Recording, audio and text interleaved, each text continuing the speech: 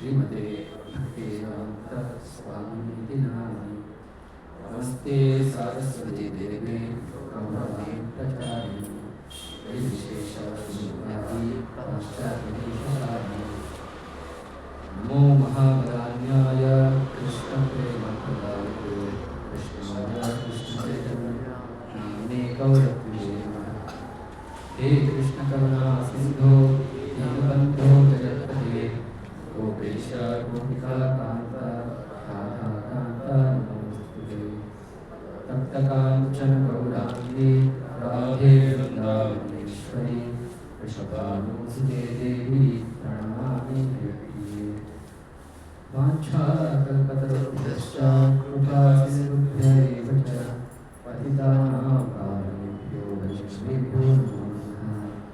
जय श्री कृष्ण चैतन्य प्रभु नित्यानंद श्री अद्वैत गदाधर श्रीवासादि गौरभक्तवृन्द। हरे कृष्ण कृष्ण कृष्ण हरे हरे हरे राम राम हरे हरे।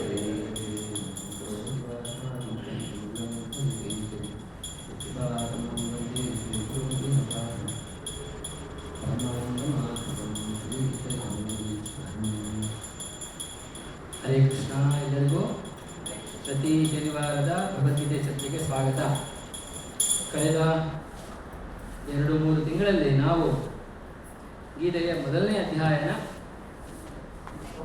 ಅದರ ಸಾರಾಂಶ ಚೆನ್ನಾಗಿ ಅಧ್ಯಯನ ಮಾಡಿದ್ದೀವಿ ಅಂದ್ಕೊಳ್ತೀನಿ. ಮೊದಲು ಸೈನ್ಯ ನಿರೀಕ್ಷಣ, ಸೇನೆಯನ್ನು ಅವಲೋಕಿಸ್ತಾರೆ, ದುರ್ಯೋಧನ ಅವಲೋಕಿಸ್ತಾನೆ. ಅದಾದಮೇಲೆ ಅರ್ಜುನ ಕೃಷ್ಣನ ಕೇಳ್ಕೊತಾನೆ, 2 ಸೈನ್ಯಗಳ ಮಧ್ಯಭಾಗದಲ್ಲಿ ರಥವನ್ನು ನಿಲ್ಲಿಸು ಕೃಷ್ಣ ಅಂತ ಹೇಳಿದಾಗ ಕೃಷ್ಣ ನೇರವಾಗಿ ಭೀಷ್ಮ ಹಾಗೂ ದ್ರೋಣರ ಮುಂದೆ ಹೋಗಿ ನಿಲ್ಲಿಸ್ತಾನೆ. ಅಂದರೆ ಹಾಗೆ ಅರ್ಜುನನ ಹೃದಯದಲ್ಲಿ ಇಂಟರ್ನಲ್ ವಾರ್, ಅವನ ಹೃದಯದಲ್ಲಿ ಒಂದು ರೀತಿಯ ಗೊಂದಲಮಯ ವಾತಾವರಣ ಆಗಲೇ ಸೃಷ್ಟಿ ಆಗಿರುತ್ತೆ. ಅದಕ್ಕೆ ಒಂದು ಕೆಟಲಿಸ್ಟ್ ಅಂದರೆ ಅದು ಇನ್ನೂ ಚೆನ್ನಾಗಿ ಪ್ರಕಟ ಆಗಲಿ,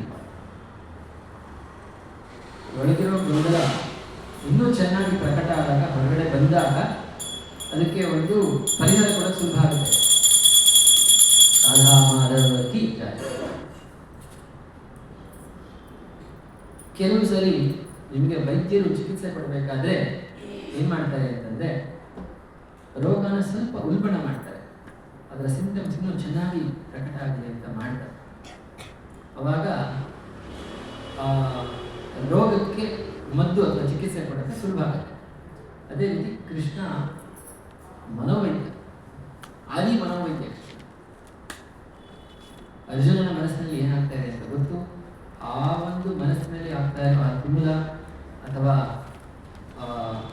ಒಂದು ತೊಂದರೆ, ಅಭದ್ರತೆ ಏನಿದೆ ಅರ್ಜುನನ ಮನಸ್ಸಿನಲ್ಲಿ, ಅದಕ್ಕೆ ಪರಿಹಾರ ಬೇಕು. ಪರಿಹಾರ ಕೊಡದೆ ಯುದ್ಧವನ್ನು ಅವನು ಚೆನ್ನಾಗಿ ಮಾಡೋದಿಲ್ಲ ಅಂತ ಕೃಷ್ಣ ಚೆನ್ನಾಗಿ ಗೊತ್ತಿತ್ತು.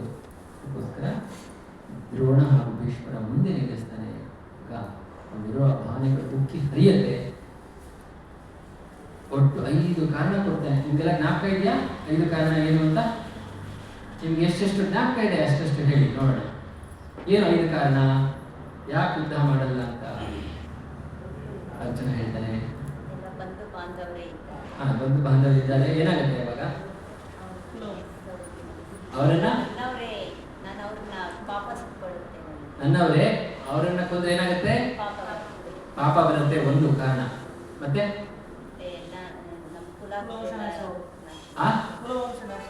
ಕುಲ ಧರ್ಮ ನಾಶ ಆಗುತ್ತೆ, ಕುಲ ಧರ್ಮಗಳು ನಾಶ ಆಗುತ್ತೆ, ವರ್ಣ ಸಂಕರಗಳಾಗುತ್ತೆ. ಹೌದು. ಮತ್ತೆ ಹೇಳ್ತಾ ಇದ್ದೀರಾ, ಚೆನ್ನಾಗಿ ಹೇಳ್ತಾ ಇದ್ದೀರಾ. ತಾತ ಅವರ ಗುರುಗಳಿದ್ರು, ತಾತ ಅವರ ಚಿಕ್ಕಪ್ಪ, ಅವರನ್ನೆಲ್ಲ ಸಾಧಿಸಬೇಕು. ಅವನ್ನೆಲ್ಲ ಸಾಯಿಸಿದ್ರೆ ನನಗೆ ಸುಖ ಕಳ್ಕೊತೀನಿ ನಾನು.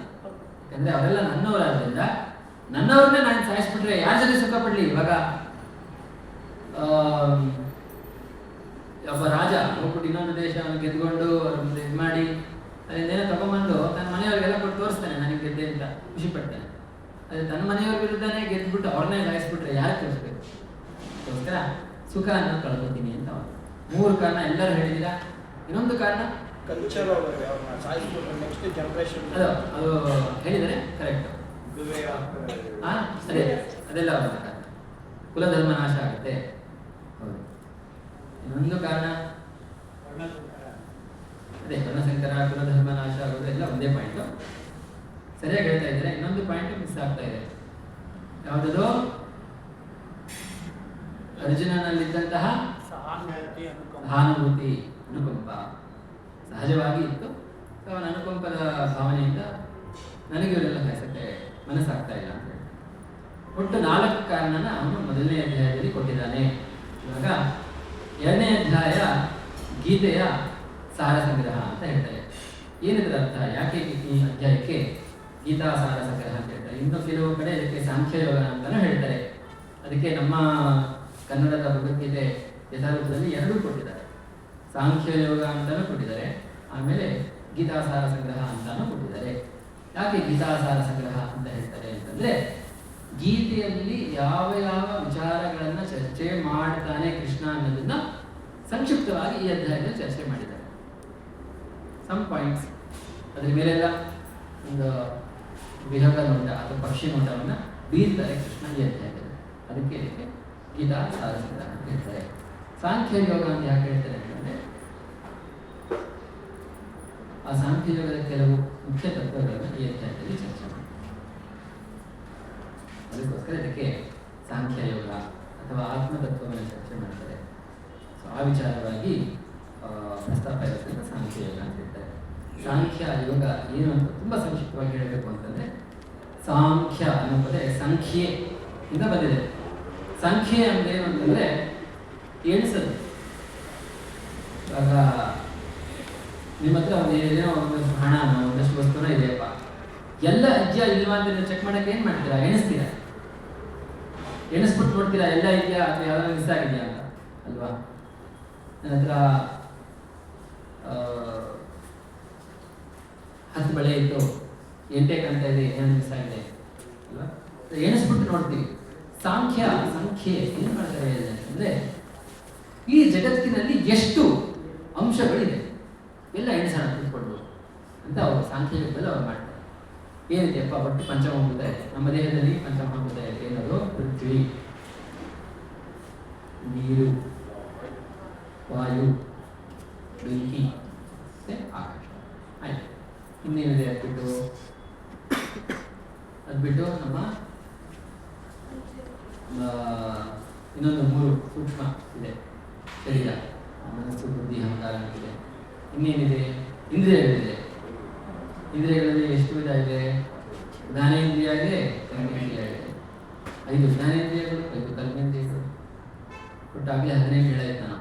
ಈ ಥರ ಇನ್ನೂ ಎಣಿಸ್ತಾ ಹೋದ್ರೆ ಒಟ್ಟು 24 ಅಂಶಗಳಿಂದ ಇಡೀ ಪ್ರಕೃತಿ ಸೃಷ್ಟಿಯಾಗಿದೆ. ಆಯ್ತಾ? 24ರಲ್ಲಿ ಎಲ್ಲ ಪ್ರಾಪಂಚಿಕ ವಸ್ತುಗಳೇ ಇದೆ. ನಾನು ಅನ್ನೋದು ಒಂದು ಚೈತನ್ಯ, ಅಂದರೆ ನನಗೆ ಗೊತ್ತಾಗುತ್ತೆ, ಅವೇರ್ನೆಸ್ ಅಂತ ಹೇಳ್ತೀವಿ. ನನ್ನ ಸುತ್ತ ಏನು ನಡೀತಾ ಇದೆ ಎಲ್ಲ ನಾನು ನೋಡ್ಬೋದು, ಅನುಭವಿಸ್ಬೋದು. ಈ ಪ್ರಕೃತಿ 24 ತತ್ವಗಳಲ್ಲೂ ಈ ಶಕ್ತಿ ಇದೆಯಾ? ಸ್ವತಂತ್ರವಾಗಿ ಈ ಶಕ್ತಿ ಅದರಲ್ಲಿ ಇದೆಯಾ ಅಂತ ನಾವು ನೋಡಿದ ಉದಾಹರಣೆಗೆ, ನಾವು ಕಣ್ಣಿನಿಂದ ನೋಡ್ತೀವಿ ಅಂತ ಇಟ್ಕೊಳ್ಳಿ. ಕಣ್ಣಿರಬೇಕು, ಅವಾಗ ಮಾತ್ರ ನೋಡೋಕೆ ಸಾಧ್ಯ ಅಂತ ಹೇಳ್ತೀವಿ. ಆದರೆ ಮೂಲತಃ ಕಣ್ಣು ನೋಡೋದ? ಇವಾಗ ನಾವು ಕಣ್ಣನ್ನು ತೆಗೆದು ಇಲ್ಲಿ ಟೇಬಲ್ ಮೇಲೆ ಇಟ್ಟರೆ ನೋಡೋಕ್ಕಾಗತ್ತೆ ಅದಕ್ಕೆ? ಕಣ್ಣಿನಿಂದ ನೋಡೋದು ಯಾವ ರೀತಿ ಅಂತಂದ್ರೆ, ಹೇಗೆ ನಾವು ಕನ್ನಡಕ ಹಾಕೋತೀವೋ ಆ ಥರ. ಕನ್ನಡಕ ಹಾಕೊಂಡಾಗ ಏನು ಕರೆಕ್ಟಾಗಿ ಲೆನ್ಸ್ ಅಡ್ಜಸ್ಟ್ ಆಗುತ್ತೆ, ಅವಾಗ ಕಾಣುತ್ತೆ. ಕಣ್ಣು ಅದೇ ಥರ ಲೆನ್ಸ್ ಇದ್ದಂಗೆ. ನಿಜವಾಗಿ ನೋಡೋದು ಯಾರು ಅಂದರೆ, ಆಗ ಈ ಥರ ಪ್ರಶ್ನೆಗಳು ಮಾಡ್ತಾ ಹೋದಾಗ ನಮಗೆ ಏನೋ ಒಂದು ಉಳ್ಕೊಂಡಿದೆ. 24 ಪ್ರಾಪಂಚಿಕದ ಏನಂದರೆ ವಸ್ತುಗಳಿಂದ ಜಗತ್ ಸೃಷ್ಟಿಯಾಗಿರ್ಬೋದು ಸತ್ಯ, ಆದರೆ ನಮ್ಮ ಅನುಭವಗಳು ಇದರಿಂದ ಸಂಪೂರ್ಣ ಆಗುವುದಿಲ್ಲ. ಯಾವುದು ಅಂತಂದರೆ ಆತ್ಮ. ಆ ರೀತಿಯಾಗಿ ಸಾಂಖ್ಯ ಯೋಗ ಅಂತ ಹೇಳ್ತಾರೆ. ಸೊ ಸಂಕ್ಷಿಪ್ತವಾಗಿ ನಿಮ್ಗೆ ಹೇಳಿದ್ದೀನಿ ಇಂಟ್ರೊಡಕ್ಷನ್ ಪ್ರಕಾರ. ಈಗ ನಾವೇನು ಮಾಡ್ತೀವಿ ಅಂತಂದರೆ, ಸಾಧಾರಣ ಇನಿಷಿಯಲ್ 4-5 ಶ್ಲೋಕದಲ್ಲಿ ಅರ್ಜುನ ತನ್ನ ಇನ್ನೊಂದು ಯುದ್ಧ ಮಾಡದೆ ಅಂತ ಇನ್ನೊಂದು ಕಾರಣ, ಇಲ್ಲಿ ತನಕ 4 ಕಾರಣ ಆಯಿತು, 5ನೇ ಕಾರಣ ಯಾಕೆ ಯುದ್ಧ ಮಾಡಲ್ಲ ಅನ್ನೋದು, ಅದನ್ನು ಫಸ್ಟ್ ಅವನು ಪ್ರಸ್ತಾಪ ಮಾಡ್ತಾನೆ. ಅದಾದ ಮೇಲೆ ಅವನು ಹೇಳ್ತಾನೆ, ನನಗೆ ಎಷ್ಟು ಬದಲಾಗಿದೆ ಅಂದರೆ ಏನು ಮಾಡಬೇಕು ಗೊತ್ತಾಗ್ತಾ ಇಲ್ಲ ಕೃಷ್ಣ, ನಾನೇನು ಶರಣಾಗ್ತಾ ಇದ್ದೀನಿ, ನನಗೆ ಸರಿಯಾಗಿ ಮಾರ್ಗದರ್ಶನ ಕೊಡು. ನೋಡೋಣ ಎಷ್ಟು ಕವರ್ ಮಾಡ್ಬೋದು. 8 ಗಂಟೆ ತನಕ ಇದೆ. ಮೊದಲನೇ ಶ್ಲೋಕ ಇಲ್ಲ ಹೇಳೋಣ. ಸಂಜಯ ಉವಾಚ ತಂ ತಥಾ ಕೃಪಯಾವಿಷ್ಟಂ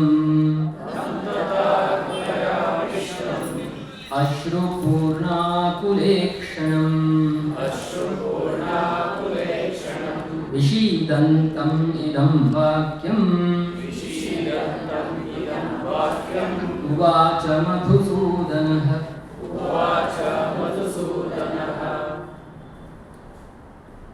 ಸಂಜಯ ಉವಾಚ ನಮಗೆಲ್ಲ ಗೊತ್ತು ಅರ್ಥ. ಸಂಜಯ ಉವಾಚ ಅಂತಂದ್ರೆ ಸಂಜಯ ಹೇಳ್ತಾ ಇದ್ದಾನೆ. ಯಾರು ಹೇಳ್ತಾ ಇದ್ದಾನೆ? ಸಂಜಯ ಧೃತರಾಷ್ಟ್ರನಿಗೆ ಹೇಳ್ತಾ ಇದ್ದಾನೆ. ಏನ್ ಹೇಳ್ತಾ ಇದ್ದಾನೆ ಅಂತಂದ್ರೆ,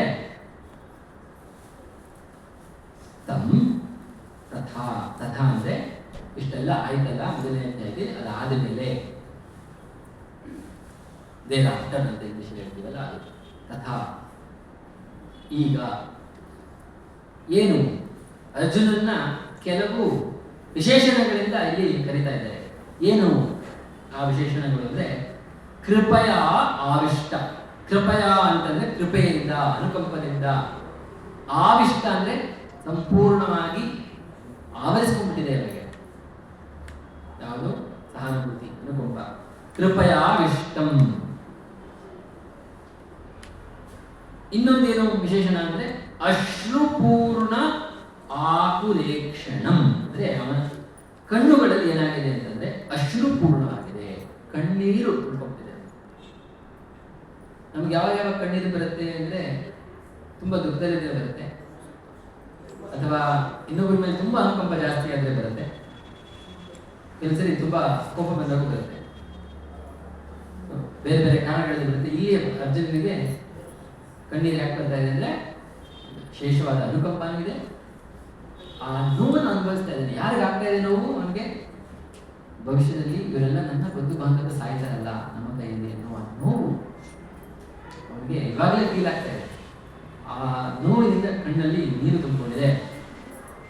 ವಿಷೀದಂತ ಅಂದ್ರೆ ವಿಷಾದ ಮಾಡ್ತಾ ಇದ್ದಾನೆ, ವಿಷಾದ ಮಾಡ್ತಾ ಇದ್ದಾನೆ. ತುಂಬಾ ಬೇಜಾರಲ್ಲಿ ಇರುವಂತಹ ಅರ್ಜುನನಿಗೆ, ತಂ ಅಂದ್ರೆ ಅರ್ಜುನನಿಗೆ, ಇದಂ ವಾಕ್ಯಂ ಈ ವಾಕ್ಯಗಳನ್ನ ಉವಾಚ ಹೇಳ್ತಾರೆ. ಯಾರು? ಮಧುಸೂದನ ಕೃಷ್ಣ. ಮಧುಸೂದನ ಕೃಷ್ಣ ಅರ್ಜುನನಿಗೆ ಈ ಕೆಲವು ವಾಕ್ಯಗಳನ್ನ ಹೇಳ್ತಾರೆ. ಏನ್ ಹೇಳ್ತಾರೆ ಅನ್ನೋದು ಮುಂದಿನ ಶ್ಲೋಕ. ಮುಂದಿನ ಶ್ಲೋಕ ಮುಂಚೆ ಇನ್ನು ಸ್ವಲ್ಪ ಈ ಶ್ಲೋಕದ ಬಗ್ಗೆ ನಾವು ಹೆಚ್ಚು ಗಮನ ಹರಿಸೋಣ.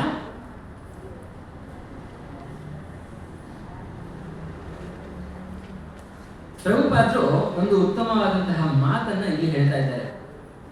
ಏನದು ಅಂತಂದ್ರೆ, ಸಾಮಾನ್ಯವಾಗಿ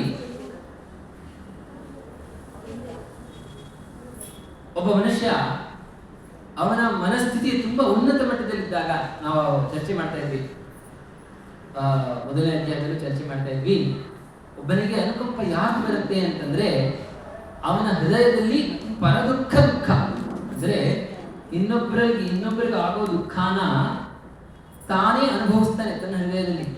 ಅವನಿಗೆ ಪರದುಃಖ ದುಃಖಿ ಅಂತ ಹೇಳ್ತಾರೆ. ಅಂತಹ ಉನ್ನತ ಮಟ್ಟದ ಹೃದಯ ಇರುತ್ತೆ. ಅಂತ ಅವರು ಇನ್ನೊಬ್ಬರಿಗೆ ಏನಾದರೂ ದುಃಖ ಆಗ್ತಾ ಇದ್ರೆ ತನಗೇ ಆಗ್ತಾ ಇದೆಯೇನೋ ಅನ್ನೋಷ್ಟು ದುಃಖ ಪಡ್ತಾರೆ. ಅವರು ಪರದುಃಖ ದುಃಖಿ. ಅದು ತುಂಬಾ ಉನ್ನತವಾದಂತಹ ಅವಸ್ಥೆ. ಎಲ್ಲರಲ್ಲೂ ಇರಲ್ಲ.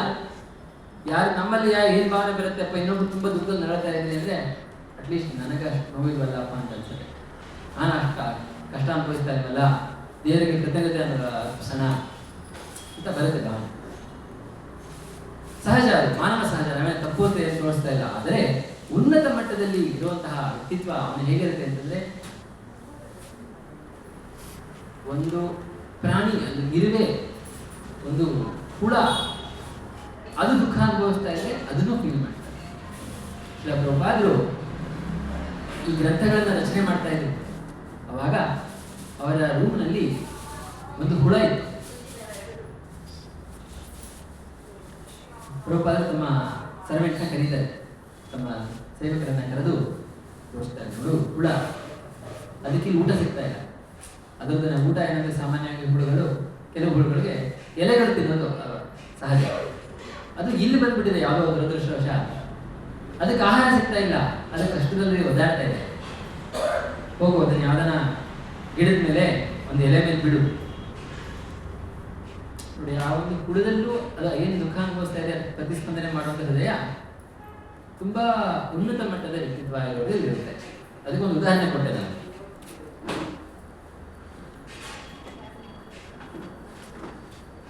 ಪ್ರಭುಪಾದ ಹೇಳ್ತಾ ಇದ್ದಾರೆ, ಕೃಷ್ಣನಿಗೆ ಸಾವಿರಾರು ಹೆಸರಿದೆ. ನಾವು ವಿಷ್ಣು ಸಹಸ್ರನಾಮ ಅಂತ ಹೇಳ್ತೀವಿ, ಒಂದೇ ಹೆಸರಲ್ಲ, ಸಾವಿರಾನು ಕಮ್ಮಿನೇ. ಕೃಷ್ಣನಿಗೆ ಕೋಟ್ಯಾಂತರ ಹೆಸರುಗಳಿದೆ. ಮತ್ತೆ ಇನ್ನೊಂದು ವಿಶೇಷತೆ ಏನು ಗೊತ್ತಾ, ದೇವರಿಗೆ ನಾವು ಹೆಸರು ಕೊಡ್ತೀವಲ್ಲ, ನಾವು ಕೊಟ್ಟಿರೋ ಹೆಸರಲ್ಲ, ದೇವರೇ ಕೊಟ್ಟಿರೋದು. ಏನಂತ ಅರ್ಥ ಅಂದ್ರೆ, ಪ್ರತಿಯೊಂದು ಹೆಸರು ಅವನ ಬೇರೆ ಬೇರೆ ಗುಣಗಳನ್ನು ತೋರಿಸ್ಕೊಡ್ತಾರೆ. ವಿಷ್ಣು ಅಂತ ಕರಿತೀವಿ, ಏನಂತ ಅರ್ಥ ಅಂತಂದ್ರೆ ಇಡೀ ವಿಶ್ವ ವ್ಯಾಪಕ, ಅದಕ್ಕೆ ವಿಷ್ಣು. ಕೃಷ್ಣ ಅಂತ ಕರಿತೀವಿ, ಏನಂತ ಅರ್ಥ ಅಂತಂದ್ರೆ ಎಲ್ಲರನ್ನೂ ಆಕರ್ಷಿಸ್ತಾನೆ, ಎಲ್ಲರನ್ನೂ ಆಕರ್ಷಣೆ ಮಾಡುವ ಶಕ್ತಿ ಅವನಲ್ಲಿದೆ ಅಂತ. ರಾಮ ಅಂತ ಕರಿತೀವಿ, ಅಂದ್ರೆ ಎಲ್ಲರನ್ನೂ ಆನಂದದಲ್ಲಿ ಮುಳುಗಿಸ್ತಾನೆ, ಅದಕ್ಕೆ ರಾಮ ಅಂತ ಕರಿತೀವಿ. ಸೊ ಹೀಗಾಗಿ ಪ್ರತಿಯೊಂದು ಹೆಸರಲ್ಲೂ ಒಂದು ಆಳವಾದ ಅವನ ಗುಣ ತೋರಿಸುವಂತ ಹೆಸರು. ಇಲ್ಲಿ ಕೃಷ್ಣಗೆ ಮಧುಸೂದನ ಅಂತ ಕರೆದಿದ್ದಾರೆ. ಯಾರು? ವೇದವ್ಯಾಸರು, ಅವರೇ ಭಗವದ್ಗೀತೆ ಬರೆದಿದ್ದು. ಉವಾಚ ಮಧುಸೂದನ ಅಂತ ಹೇಳ್ತಾ ಇದ್ದಾರೆ. ಯಾಕೆ ಮಧುಸೂದನ ಅಂತಾನೆ ಕರೆದ್ರು? ಬೇರೇನೋ ಕರೀಬೋದಾಗಿತ್ತಲ್ಲ. ಅದಕ್ಕೆ ಆಚಾರ್ಯರು ಹೇಳ್ತಾರೆ, ಏನಕ್ಕೆ ಮಧುಸೂದನ ಅಂತ ಕರೆದ್ರು ಅಂದ್ರೆ, ಕೃಷ್ಣ ಮಧು ಅನ್ನೋಂಥ ಒಬ್ಬ ರಾಕ್ಷಸನ್ನ ಕೊಂದಿದ್ದಾರೆ, ಅದಕ್ಕೆ ಅವನಿಗೆ ಮಧುಸೂದನ ಅಂತ.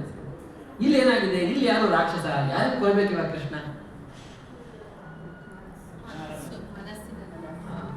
ಯಾರನ್ನು ಕೊಲ್ಲಬೇಕು ಅಂತಂದ್ರೆ, ಅರ್ಜುನನು ತನ್ನ ಕರ್ತವ್ಯ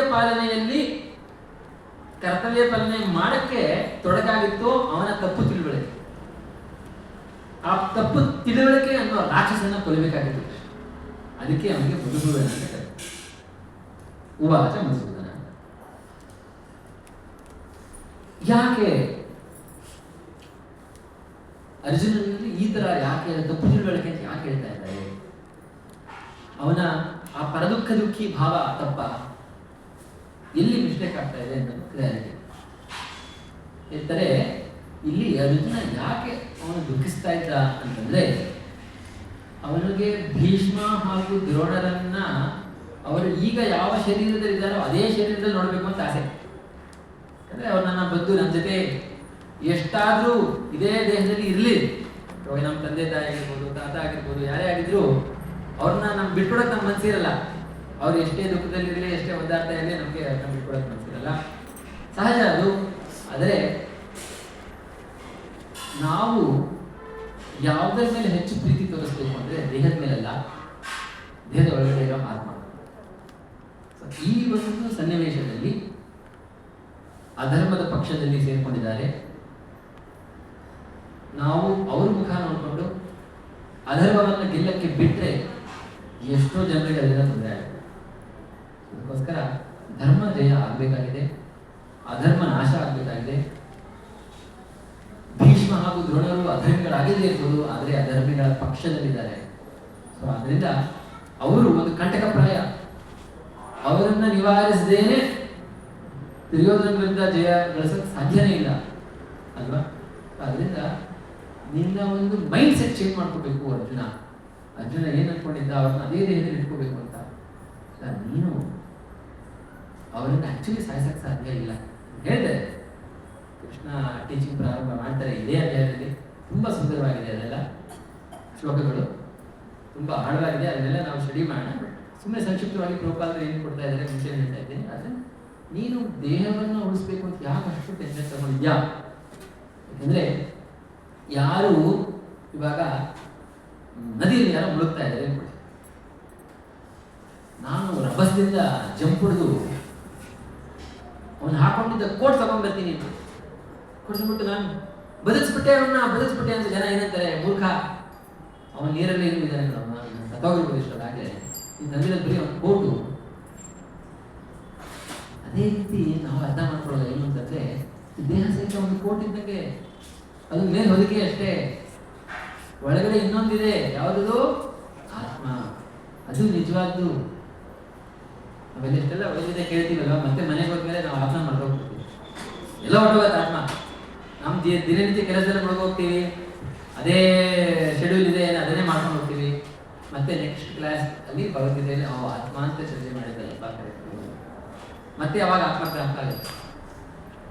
ಕ್ಲಾಸಲ್ಲಿ ಬಂದಾಗ ಆತ್ಮ ಬಗ್ಗೆ ಚರ್ಚೆ ಮಾಡಿದ್ರೆ ಜ್ಞಾಪಕ ಆಗುತ್ತೆ. ಆಮೇಲೆ ನಾವು ರೆಗ್ಯುಲರ್ ಆಗಿ ಏನು ಜೀವನದಲ್ಲಿ ರೂಢಿಸ್ಕೊಂಡ್ಬಿಟ್ಟಿದ್ದೀವಿ ನೋಡಿ, ಅದೇ ಆಲೋಚನೆಗಳು, ಯಾಕಂದ್ರೆ ಅದು ರೂಢಿ ಆಗ್ಬಿಟ್ಟಿದೆ ನಮಗೆ. ಅದನ್ನು ಬ್ರೇಕ್ ಮಾಡ್ಕೊಂಡು ಅದನ್ನು ಹೊರಗಡೆ ಬರೋದು ಅಥವಾ ಅದನ್ನು ಬದಲಾಯಿಸೋದು ಅಷ್ಟು ಸುಲಭ ಇಲ್ಲ.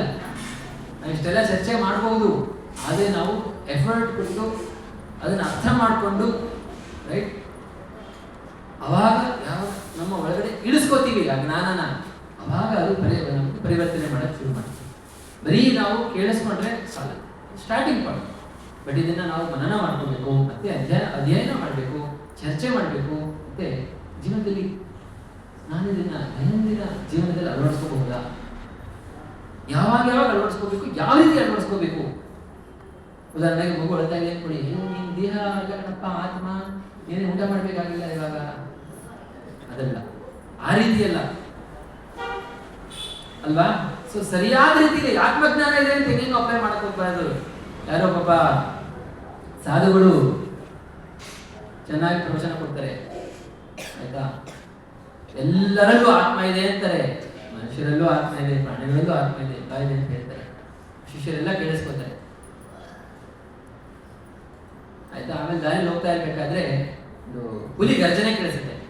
ಏನ್ ಮಾಡ್ಬೇಕು ಇವಾಗ? ಹುಲಿಲೂ ಆತ್ಮ ಇದೆ, ನಮ್ಮಲ್ಲೂ ಆತ್ಮ ಇದೆ ಅನ್ಕೊಂಡು ಯಾರೋ ಒಬ್ಬ ಶಿಷ್ಯ ಪ್ರಶ್ನೆ ಮಾಡ್ತಾರೆ. ಸೊ ಈ ರೀತಿಯಾಗಿ ನಾವು ಸರಿಯಾಗಿ ಅಪ್ಲೈ ಮಾಡಬೇಕು.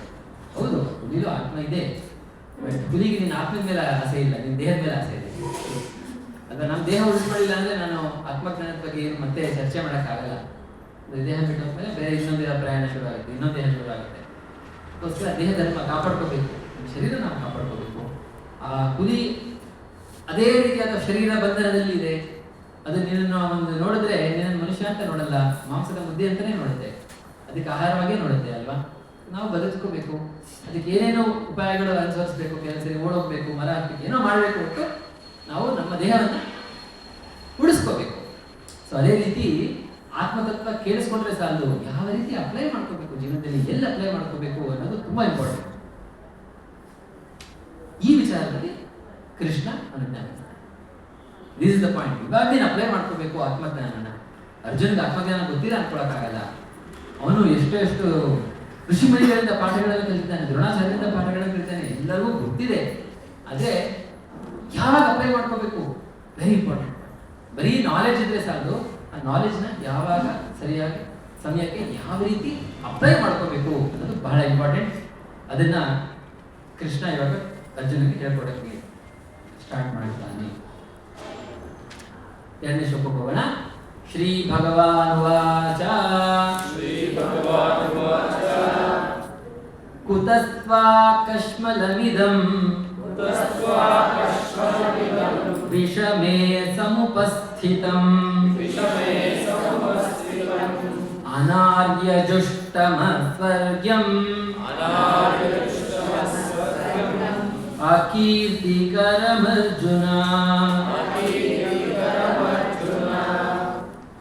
ಇನ್ನೊಂದು ಶ್ಲೋಕನ ಹೇಳ್ಬಿಟ್ಟು ಒಟ್ಟಿಗೆ ಅರ್ಥ ಮಾಡ್ಸೋಣ. ಕ್ಲೈಬ್ಯಮಾಸ್ಮಗಮಃ ಪಾರ್ಥ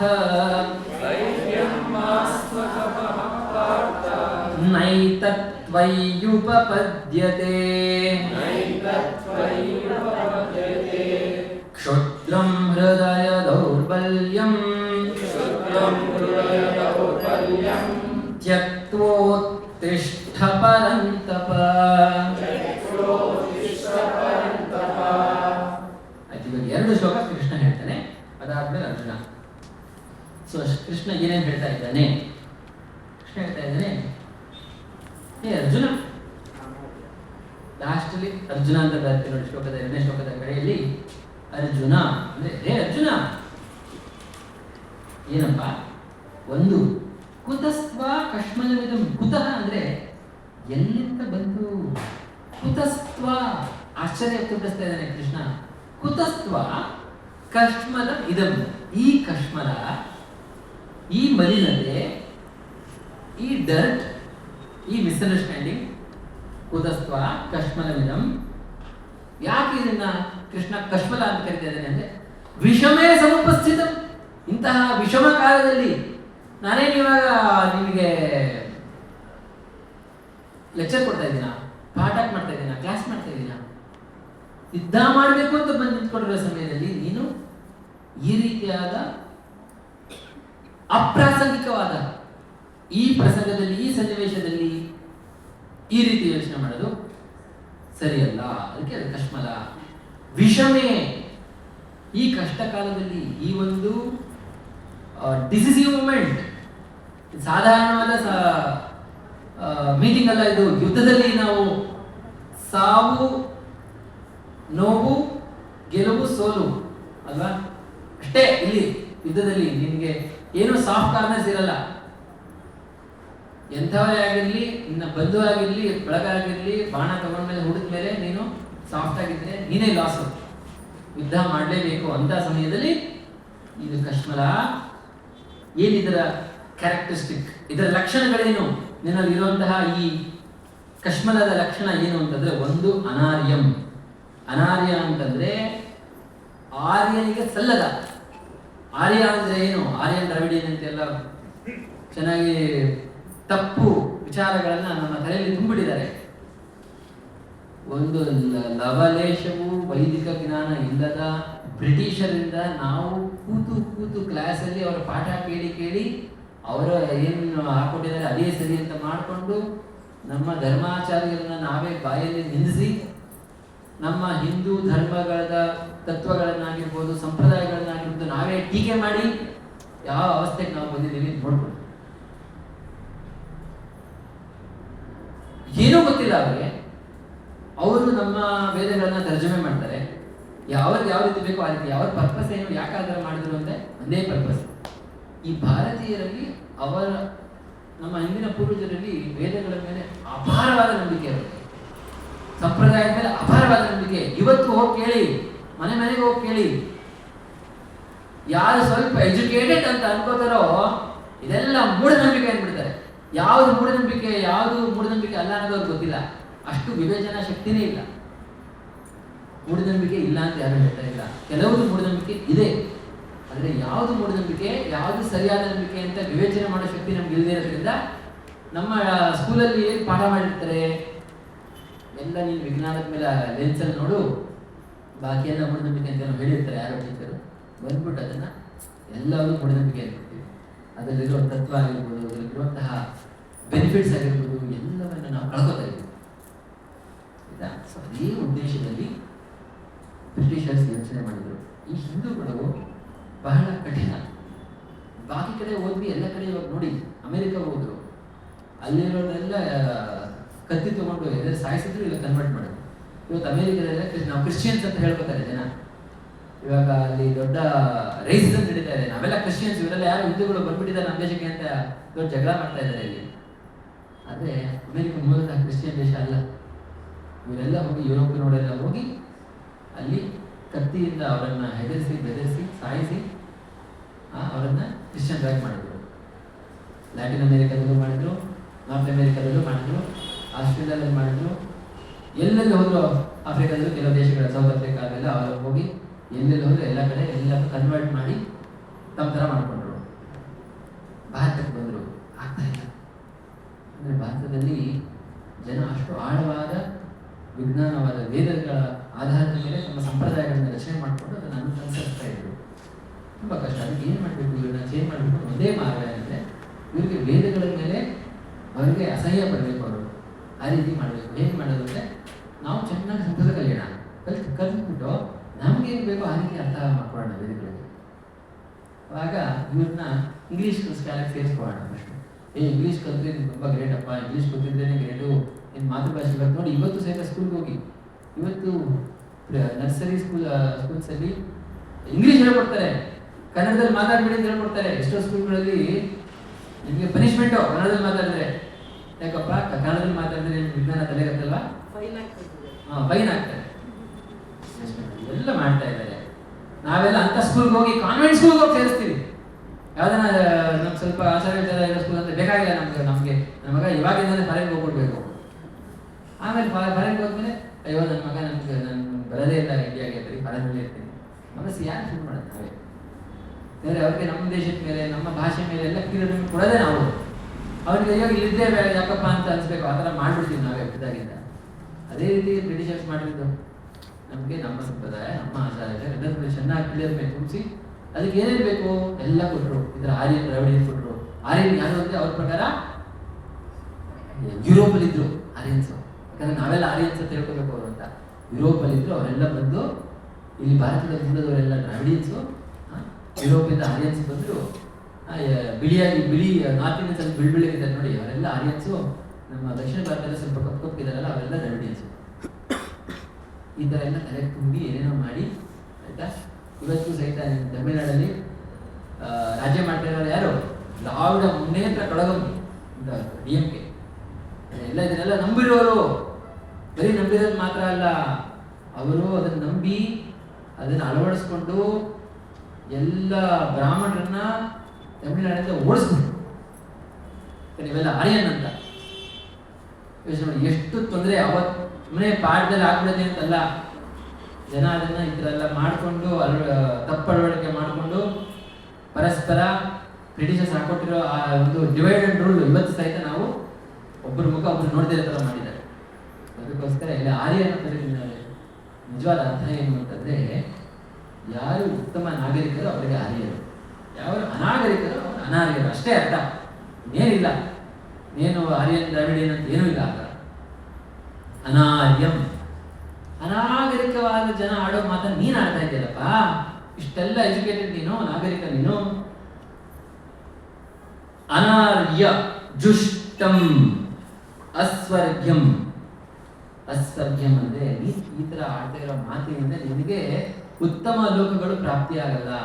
ಯಾಕಂದ್ರೆ ಆಗಿನ ಕಾಲದಲ್ಲಿ ಗೊತ್ತಿತ್ತು ಈ ಜೀವನ ಅನ್ನೋದು ಎಂಡ್ ಅಲ್ಲ, ಇದು ಜರ್ನಿಯಲ್ಲಿ ಒಂದು ಪಾಯಿಂಟ್ ಅಷ್ಟೇ, ಇದೇ ಕೊನೆ ಜನ್ಮ ಅಲ್ಲ. ಎಲ್ಲರಿಗೂ ಗೊತ್ತಿತ್ತು. ಅದಕ್ಕೋಸ್ಕರ ನಮ್ಮ ಜೀವನ ನಾವು ಉತ್ತಮವಾದಂತಹ ಪ್ರಜ್ಞೆಯಿಂದ ಕಳಿಸ್ತಾ ಇದ್ವಿ. ನನ್ನ ಮುಂದಿನ ಭವಿಷ್ಯ ಚೆನ್ನಾಗಿರ್ಬೇಕು ಅಂದ್ರೆ ನಾನು ಸತ್ಕರ್ಮಗಳನ್ನ ಮಾಡಬೇಕು, ಒಳ್ಳೆ ಕರ್ಮಗಳನ್ನ ಮಾಡೋದಕ್ಕೆ ಹೆಚ್ಚು ಒತ್ತು ಕೊಡ್ತಾ ಇದ್ವಿ. ಬರೀ ಭೋಗ ಮಾಡೋದಕ್ಕೆ ಒತ್ತು ಕೊಡ್ತಾ ಇರಲಿಲ್ಲ. ಎಷ್ಟೇ ಹಣ ಇದ್ದು ಜನ ಸಿಂಪಲ್ ಲಿವಿಂಗ್ ಮಾಡ್ತಾ ಇದ್ರು. ಇವಾಗ ತುಂಬಾ ಭೋಗ ಜಾಸ್ತಿ ಆಗಿದೆ. ಅಂದ್ರೆ ಜನಕ್ಕೆ ಇದೇ ನನ್ನ ಜೀವನ, ನಂಗೆ ಗೊತ್ತಿರೋದು ಇದೊಂದೇ, ಮುಂದೆ ಇದೆಯಲ್ಲ ನಮ್ಗೆ ಗೊತ್ತಿಲ್ಲ ಅಂತ. ಯಾಕೆ ಗೊತ್ತಿಲ್ಲ? ನನ್ನ ಕಣ್ಣಿಗೆ ಕಾಣಲ್ಲ. ನಿನಗೆ ಕಣ್ಣಿಗೆ ಕಂಡಿಲ್ಲ ಅಂತ ಮಾತ್ರ ಇಲ್ಲ ಅಂತ ಹೆಂಗೆ ಹೇಳ್ತೀಯ? ಸರಿ, ಅಜ್ಞಾನ ಅಷ್ಟೇ. ಅಜ್ಞಾನ ಅಂದ್ರೆ ನಿನಗದು ಅಗೋಚರ. ನಿನ್ನ ಅಜ್ಞಾನ ನಿನಗದು ಅಗೋಚರ. ನಿನಗೆ ಅಗೋಚರ ಮಾತ್ರ ಅದಿಲ್ಲ ಅಂತಲ್ಲ ಅಲ್ವಾ? ಉದಾಹರಣೆಗೆ ಎಲೆಕ್ಟ್ರಿಸಿಟಿ ನಮ್ಮ ಕಣ್ಣಿಗೆ ಕಾಣಲ್ಲ, ಅದು ಅಂದ್ರೆ ಹರಿತಾ ಇದೆ. ಅದನ್ನು ಸರಿಯಾಗಿ ಬಳಕೆ ಮಾಡ್ಕೊಂಡವರು ನೋಡಿ ಏನೇನೋ ಆವಿಷ್ಕಾರಗಳನ್ನು ಮಾಡ್ತಾರೆ. ಅದನ್ನ ಸರಿಯಾಗಿ ಬಳಕೆ ಮಾಡ್ಕೊಂಡಿಲ್ಲ ಅನ್ನೋನು ಅಜ್ಞಾನಿ ಅದ ಅಷ್ಟೇ. ಅದೇ ರೀತಿ ಈ ಆತ್ಮಜ್ಞಾನ ಆಗಿರ್ಬೋದು ಅಥವಾ ಈ ಅಗೋಚರವಾದ ಜ್ಞಾನ ಆಗಿರ್ಬೋದು, ಇದನ್ನ ಚೆನ್ನಾಗಿ ಅಧ್ಯಯನ ಮಾಡಿದ್ರೆ ನಮಗೆ ಒಳ್ಳೆಯದು ಅಷ್ಟೇ. ಅದರಿಂದ ಅಸ್ವರ್ಗ್ಯ ನಿನಗೆ ಉತ್ತಮ ಲೋಕಗಳು ಪ್ರಾಪ್ತಿಯಾಗಲ್ಲ. ಅಷ್ಟು ಮಾತ್ರ ಅಲ್ಲಪ್ಪ, ಓಕೆ, ಉತ್ತಮ ಲೋಕ ಅನ್ನೋದು ಮುಂದಿನ ಜೀವನ. ಅಂದ್ರೆ ಈ ಜೀವನದಲ್ಲಿ ಏನಾಗುತ್ತೆ? ಅಕೀರ್ತಿಕರ. ನಿನ್ನ ಜನ ಆಡ್ಕೊಂಡು ನಗ್ತಾರೆ. ಯುದ್ಧ ಮಾಡಕ್ ಬಂದವನು ಓಡೋಗ್ಬಿಟ್ಟ, ಪಲಾಯನ ಮಾಡ್ಬಿಟ್ಟ ಯುದ್ಧದಿಂದ ಅಂತ ನೀನು ಆಡ್ಕೊಂಡು ನಗಿತಾರೆ. ಅಂತ ಕೆಲಸ ನೀನು ಮಾಡ್ತಾ ಇದೀಯಾ ಅರ್ಜುನ? ಮುಂದಿನ ಶ್ಲೋಕದಲ್ಲಿ ಕೃಷ್ಣ ಹೇಳ್ತಾನೆ ಅಂದ್ರೆ, ಕ್ಲೈಬ್ಯಂ ಮಾಸ್ ಮಗಮಹಪಾರ್ಥ. ಹೇಡಿ ತರ ಆಡ್ಬೇಡ. ನೀನು ಮಾಡ್ತಾ ಇರೋದು ಹೇಡತನ, ಷಂಡತನ. ಅದು ಕ್ಲೈಬ್ಯ ಅಂದ್ರೆ ಒಬ್ಬ ಪುರುಷ ಮಾಡೋ ಕೆಲಸ ಅಲ್ಲ ಅದು, ಕ್ಲೀಬತನ ಅಂತ ಹೇಳ್ತಾರೆ. ಕ್ಲೈಬ್ಯವನ್ನು ಬಿಡು. ನೈತತ್ ತ್ವಯಿ ಉಪಪದ್ಯತೆ ನ ಏತತ್, ಇದು ನಿನಗೆ ನ ಒಪ್ಪೋದಿಲ್ಲ, ಉಪಪದ್ಯತೆ ಸರಿ ಹೊಂದೋದಿಲ್ಲ.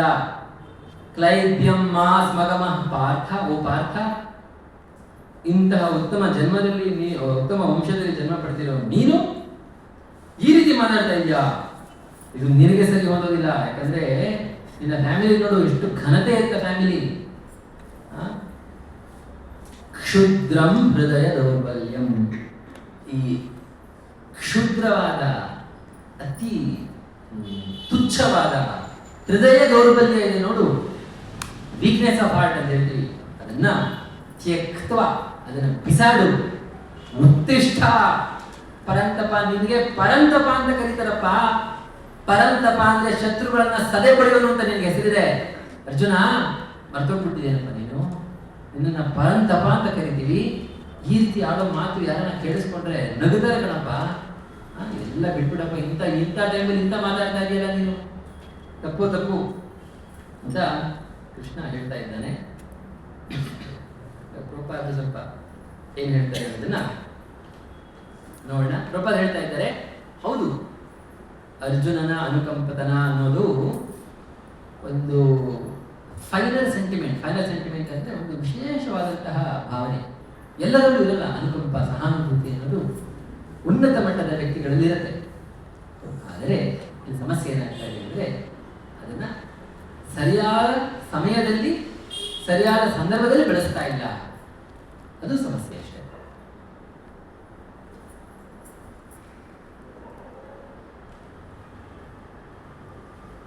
ಪ್ರಭುಪಾದ ಹೇಳ್ತಾ ಇದ್ದಾರೆ, ಇಲ್ಲಿ ಮೊದಲನೇ ಬಾರಿ ಕೃಷ್ಣ ಮಾತಾಡ್ದ ಗೀತೆಯಲ್ಲಿ. ಇಲ್ಲಿ ತನಕ ಕೃಷ್ಣ ನೇರವಾಗಿ ಮಾತಾಡಿಲ್ಲ ಗೀತೆಯಲ್ಲಿ. ಮೊದಲನೇ ಬಾರಿ ಶ್ರೀ ಭಗವಾನ್ ವಾಚ, ಸಂಜಯ ವಾಚ, ಧೃತರಾಷ್ಟ್ರ ವಾಚ, ಅರ್ಜುನ ವಾಚ. ಆದ್ರೆ ಕೃಷ್ಣಗೆ ಕೃಷ್ಣ ವಾಚ ಅನ್ನಿಲ್ಲ, ಶ್ರೀ ಭಗವಾನ್ ವಾಚ ಅಂತ ಹೇಳ್ತಾ ಇದ್ದಾರೆ. ತುಂಬಾ ಇಂಪಾರ್ಟೆಂಟ್. ಕೃಷ್ಣ ಸಾಧಾರಣ ವ್ಯಕ್ತಿ ಅಲ್ಲ. ಸಾಧಾರಣ ವ್ಯಕ್ತಿ ತರ ನಮ್ಮ ನಿಮ್ಮ ಜೊತೆ ಇದ್ದ ಅಂತ ಮಾತ್ರಕ್ಕೆ ಸಾಧಾರಣ ವ್ಯಕ್ತಿ ಅಲ್ಲ. ಅವತಾರಿ, ಅವತಾರ ಮಾಡಿದ್ದಾನೆ. ಮೂಲತಃ ಯಾರು ಕೃಷ್ಣ ಅಂತಂದ್ರೆ ಭಗವಂತ. ಭಗವಂತ ಅಂತ ಅಂದ್ರೆ ಶ್ರೀಮಂತ, ಭಾಗ್ಯವಂತ. ಏನಂತೀವಿ, ಯಾರಿಗೆ ಒಳ್ಳೆ ಭಾಗ್ಯ ಇದೆ ಭಾಗ್ಯವಂತ, ಯಾರಲ್ಲಿ ಒಳ್ಳೆ ಹಣ ಇದೆ ಶ್ರೀಮಂತ, ಹಣವಂತ. ಭಗವಂತ, ಹೌದು, ಯಾರಲ್ಲಿ ಭಗ ಇದೆ ಅವನಿಗೆ ಭಗವಂತ. ಏನದು ಭಗ ಅಂತಂದ್ರೆ, ಪರಾಶರ ಮುನಿಗಳು ಹೇಳ್ತಾರೆ,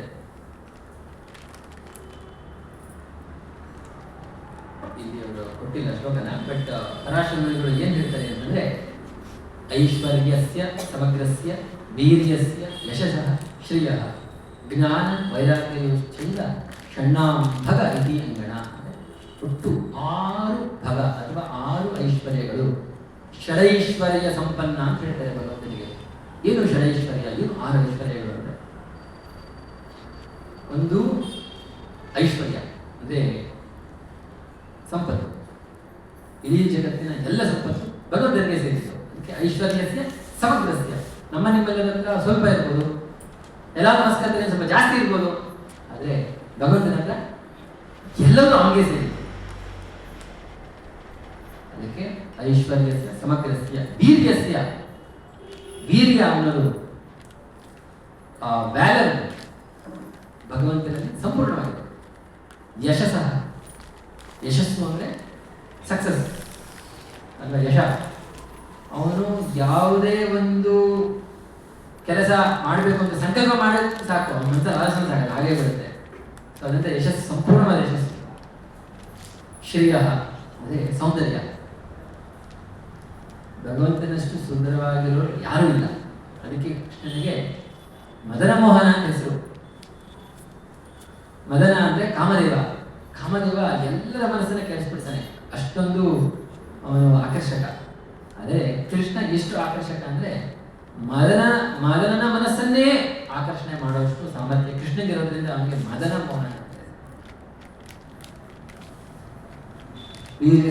ಶ್ರೇಯ ಜ್ಞಾನ ವೈರಾಗ್ಯ. ಜ್ಞಾನ, ಭಗವಂತನಿಗೆ ಸಂಪೂರ್ಣ ಜ್ಞಾನ ಇದೆ. ಆ ಜ್ಞಾನದ ಲಕ್ಷಣ ಏನು ಅಂತಂದ್ರೆ, ಒಂದು ಲಕ್ಷಣ ಏನು ಅಂತಂದ್ರೆ,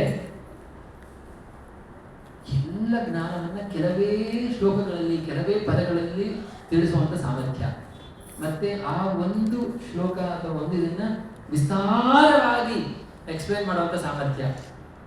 ಅಂದ್ರೆ ಕಂಡೆನ್ಸ್ ಮಾಡಿ ಸಾರವನ್ನ ಸೂತ್ರದ ಮೂಲಕ ಕೊಡುವ ಸಾಮರ್ಥ್ಯ ಇರಬೇಕು. ಆ ಸೂತ್ರವನ್ನ ವಿಸ್ತಾರವಾಗಿ ಎಕ್ಸ್ಪ್ಲೇನ್ ಮಾಡುವಂತಹ, ವಿವರಿಸುವಂತಹ ಸಾಮರ್ಥ್ಯ ಇರಬೇಕು. ಹಾಗಾಗ ಇಡೀ ಉಪನಿಷತ್ತಿನ ಸಾರ ಅಂತ ಗೀತೆಯನ್ನು ಹೇಳ್ತಾರೆ. ಆ ಇಡೀ ಗೀತೆ 700 ಶ್ಲೋಕ. ಅದರಲ್ಲಿ ಭಗವಂತ ಹೇಳೋದು ಸುಮಾರು 300-400 ಶ್ಲೋಕ ಅಥವಾ 500 ಶ್ಲೋಕನೇ ಇರ್ಬೋದು. ಭಗವಂತ ಹೇಳೋದು ಅಷ್ಟು ಶ್ಲೋಕದಲ್ಲಿ ಇಡೀ ವೇದಗಳ ಸಾರವನ್ನು ಅಡಚಿಟ್ಟಿದ್ದಾನೆ. ಆಮೇಲೆ ವೇದಾಂತ ಸೂತ್ರ ಅಂತ ವೇದವ್ಯಾಸರು ರಚನೆ ಮಾಡಿದರೆ, ಅವರು ಸಹಿತ ಭಗವಂತನ ಅವತಾರ. ಎಲ್ಲ ವೇದಗಳ ಸಾರವನ್ನ ಸೂತ್ರ ರೂಪವಾಗಿ ಕೆಲವೇ ಸೂತ್ರಗಳಲ್ಲಿ ಸುಮಾರು 500 ಸೂತ್ರ ಇದೆ. ಅದರಲ್ಲಿ ಎಲ್ಲವನ್ನ ಅಡಕವಾಗಿ ಇಟ್ಟಿದ್ದಾರೆ ವೇದವ್ಯಾಸರು. ಮತ್ತೆ ಅದನ್ನೇ ಎಕ್ಸ್ಪ್ಲೇನ್ ಮಾಡ್ತಾ ಅವರು ಲಕ್ಷಾಂತರ ಶ್ಲೋಕಗಳು ಇರುವಂತಹ ಪುರಾಣಗಳು, ಮಹಾಭಾರತ ಎಲ್ಲವನ್ನ ರಚನೆ ಮಾಡ್ತಾರೆ.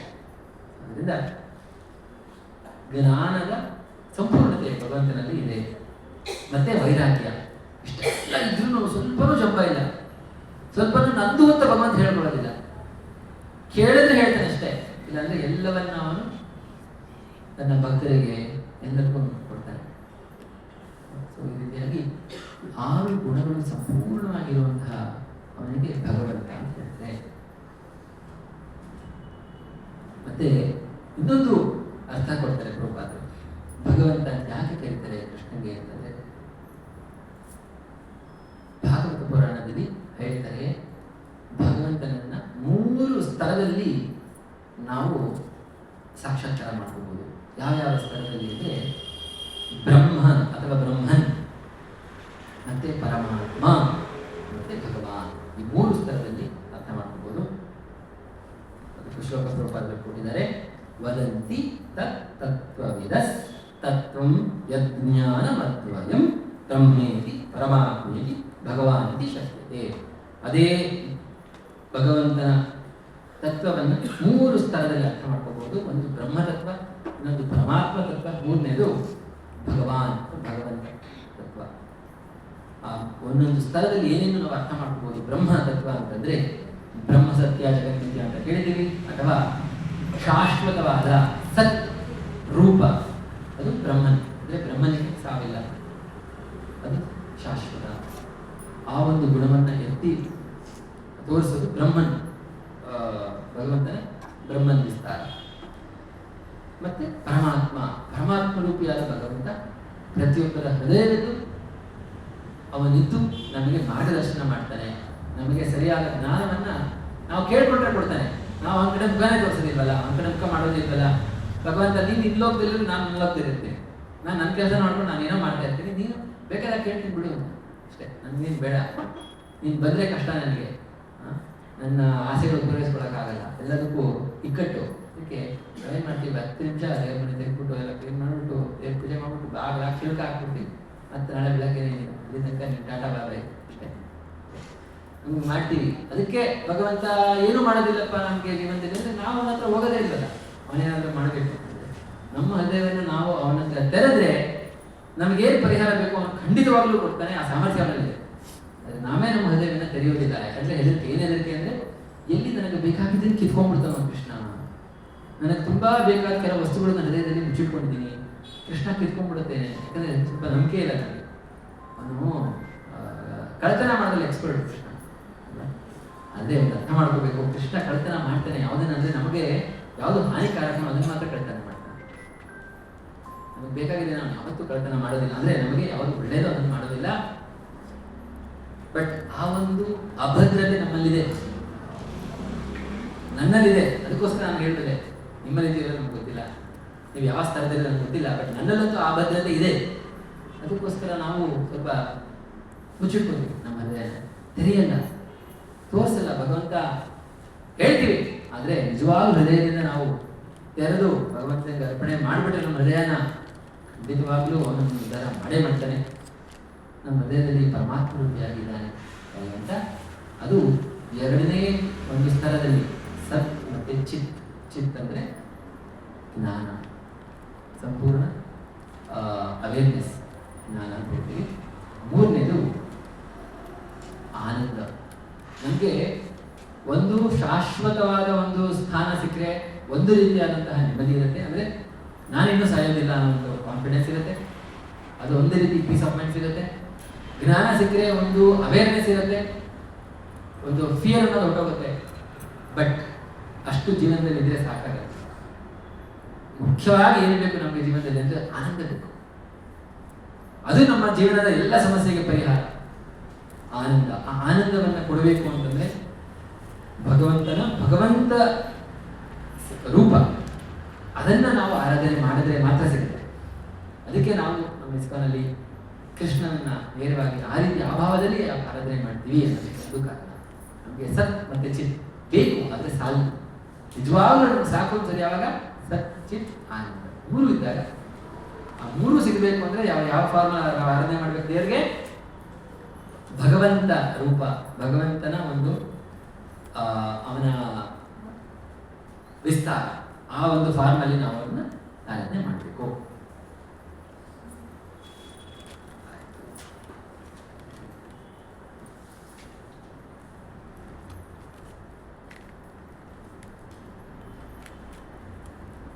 ಏಳು 50 ಆಗಿದೆ, 45 ಆಗಿದೆ.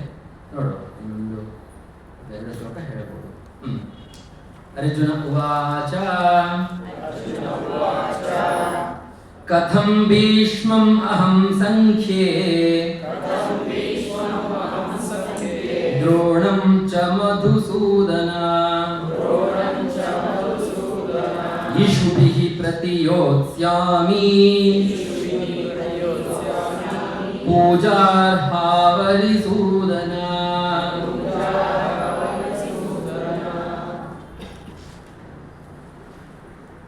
ಅರ್ಜುನ ಹೇಳ್ತಾ ಇದ್ದಾನೆ, ಅರ್ಜುನ ವಾಚ ಕಥಂ, ಕೃಷ್ಣ ಹೇಗಪ್ಪ ನಾನು ಯುದ್ಧದಲ್ಲಿ, ಸಂಖ್ಯೆ ಅಂದ್ರೆ ಯುದ್ಧದಲ್ಲಿ ಇಬ್ಬರ ಹೆಸರು ತೆಗಿತಾನೆ. ಯಾರೋ? ಭೀಷ್ಮ, ದ್ರೋಣ. ಭೀಷ್ಮಾಚಾರ್ಯನಿಗೆ ತಾತ ಪರಮ ಪಂಚಪ್ರಾಣ ಅವರು. ನನಗೆ ಭೀಷ್ಮಾಚಾರ್ಯರು ನಮ್ಮ ತಾತನ ವಿರುದ್ಧ ಶಸ್ತ್ರ ಎತ್ಕೊಂತ ಇದೆಯಲ್ಲಪ್ಪ. ಮತ್ತಿನ್ಯಾರು? ದ್ರೋಣಾಚಾರ್ಯರು, ನನಗೆ ಪಾಠ ಹೇಳ್ಕೊಟ್ಟು ಗುರುಗಳು. ಅವ್ರ ವಿರುದ್ಧ ಶಸ್ತ್ರ ತೆಗಿಬೇಕಾ ನಾನು? ಇವ್ರ ವಿರುದ್ಧ ಯುದ್ಧ ಮಾಡುವಂತ ಹೇಳ್ತಿಯಲ್ಲ, ಇವ್ರು ನನಗೆ ಪೂಜಾರ್ಹ. ಪೂಜೆ ಮಾಡ್ಬೇಕು ಇವ್ರನ್ನ, ನಾನು ಯುದ್ಧ ಮಾಡೋದಲ್ಲ, ಇವ್ರನ್ನ ದಿನ ನನ್ನ ಆರಾಧಿಸ್ಬೇಕು ಅಂಥವ್ರು ಇವರು. ಅರಿಸುವುದನ ಅಂತ ಹೇಳ್ತಾರೆ. ಕೃಷ್ಣನ ಅರಿಸುವುದನ ಅಂತ ಯಾಕೆ ಅರ್ಜುನ ಕರೀತಾ ಇದ್ದಾರೆ? ಅದಕ್ಕೂ ಒಂದು ಅರ್ಥ ಇದೆ.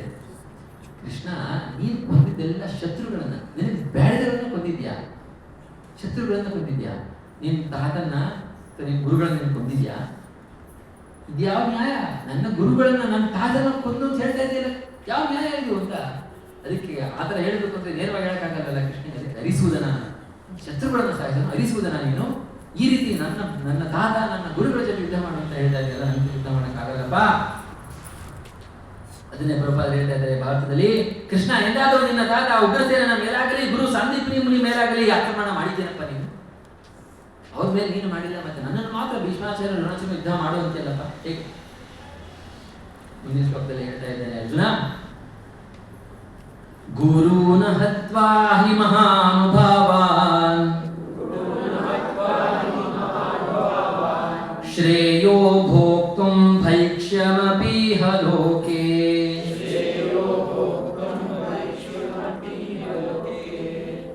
ಹತ್ವಾರ್ಥ ಕಾಮಾಂಸ್ತು ಗುರೂನಿಹೈವ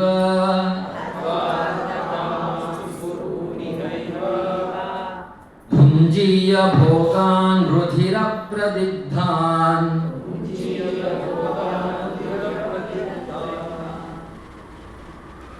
ಅರ್ಜುನ ಹೇಳ್ತಾ ಇದ್ದಾನೆ, ನನ್ನ ಗುರುಗಳನ್ನ ಮತ್ತೆ ಮಹಾನುಭಾವರಾದ ನನ್ನ ತಾತನವರನ್ನ ಕೊಂದು ಬದುಕಕ್ಕಿನ್ನ ಶ್ರೇಯ ಅಂದ್ರೆ ಅದಕ್ಕಿನ್ನ ಬೆಟರ್, ಅದಕ್ಕಿನ್ನ ಶ್ರೇಯಸ್ಕರವಾದದ್ದು ಏನು ಅಂತಂದ್ರೆ ಭಿಕ್ಷೆ ಬೇಡಿ ಜೀವನ ಮಾಡೋದು. ಅವರನ್ನು ಸಾಯಿಸಕ್ಕಿನ್ನ ನಾನು ಇವೆಲ್ಲ ಬಿಟ್ಟು ಭಿಕ್ಷೆ ಬೇಡ್ಕೊಂಡು ಜೀವನ ಮಾಡ್ತೀನಿ, ಅದೇ ನನಗೆ ಏನು ಬೆಟರ್.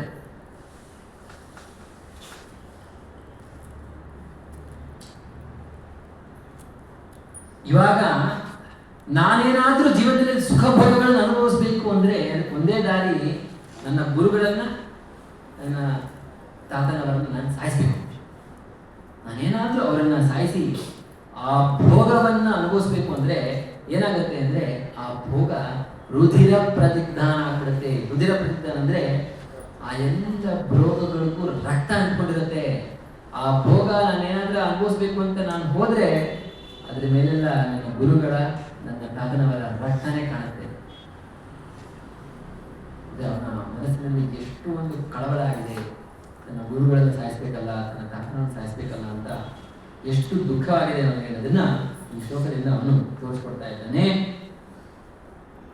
ಇವಾಗ ಅರ್ಜುನನ ಮನಸ್ಸು ನಿಜವಾಗಿ ಗೊಂದಲಕ್ಕೆ ಇಳಿತಾ ಇದೆ. ಏನ್ ಮಾಡ್ಬೇಕು ನಾನು? ಇವ್ರು ಯುದ್ಧಕ್ಕೆ ಬಂದು ಹಿಂದೆ ಬಿಟ್ಟಿದ್ದಾರೆ, ನಾನು ಯುದ್ಧದಿಂದ ಹಿಂದೆ ಓಡೋಗಕ್ಕೆ ನನಗೆ ಮನಸ್ಸಿಲ್ಲ, ನಾನು ಯುದ್ಧ ಮಾಡೋಕ್ಕೂ ಮನಸ್ಸಿಲ್ಲ. ಫುಲ್ ಕನ್ಫ್ಯೂಷನ್, ಅತಂತ್ರ ಪರಿಸ್ಥಿತಿಯಲ್ಲಿ ನಾನು ಇದ್ದೀನಿ ಅಂತ ಹೇಳ್ತೇನೆ. ಇವಾಗ ಮುಂದಿನ ಶ್ಲೋಕದಲ್ಲಿ ನ ಚೈತದ್ವಿದ್ಮಃ ಕತರನ್ನೋ ಗರೀಯೋ ಯದ್ವಾ ಜಯೇಮ ಯದಿ ವಾ ನೋ ಜಯೇಯುಃ ಯಾನೇವ ಹತ್ವಾ ನ ಜಿಜೀವಿಷಾಮ ದೇವ ಸ್ಥಿತಾ ಪ್ರಮುಖೇ ಧಾರ್ತರಾಷ್ಟ್ರಾಃ.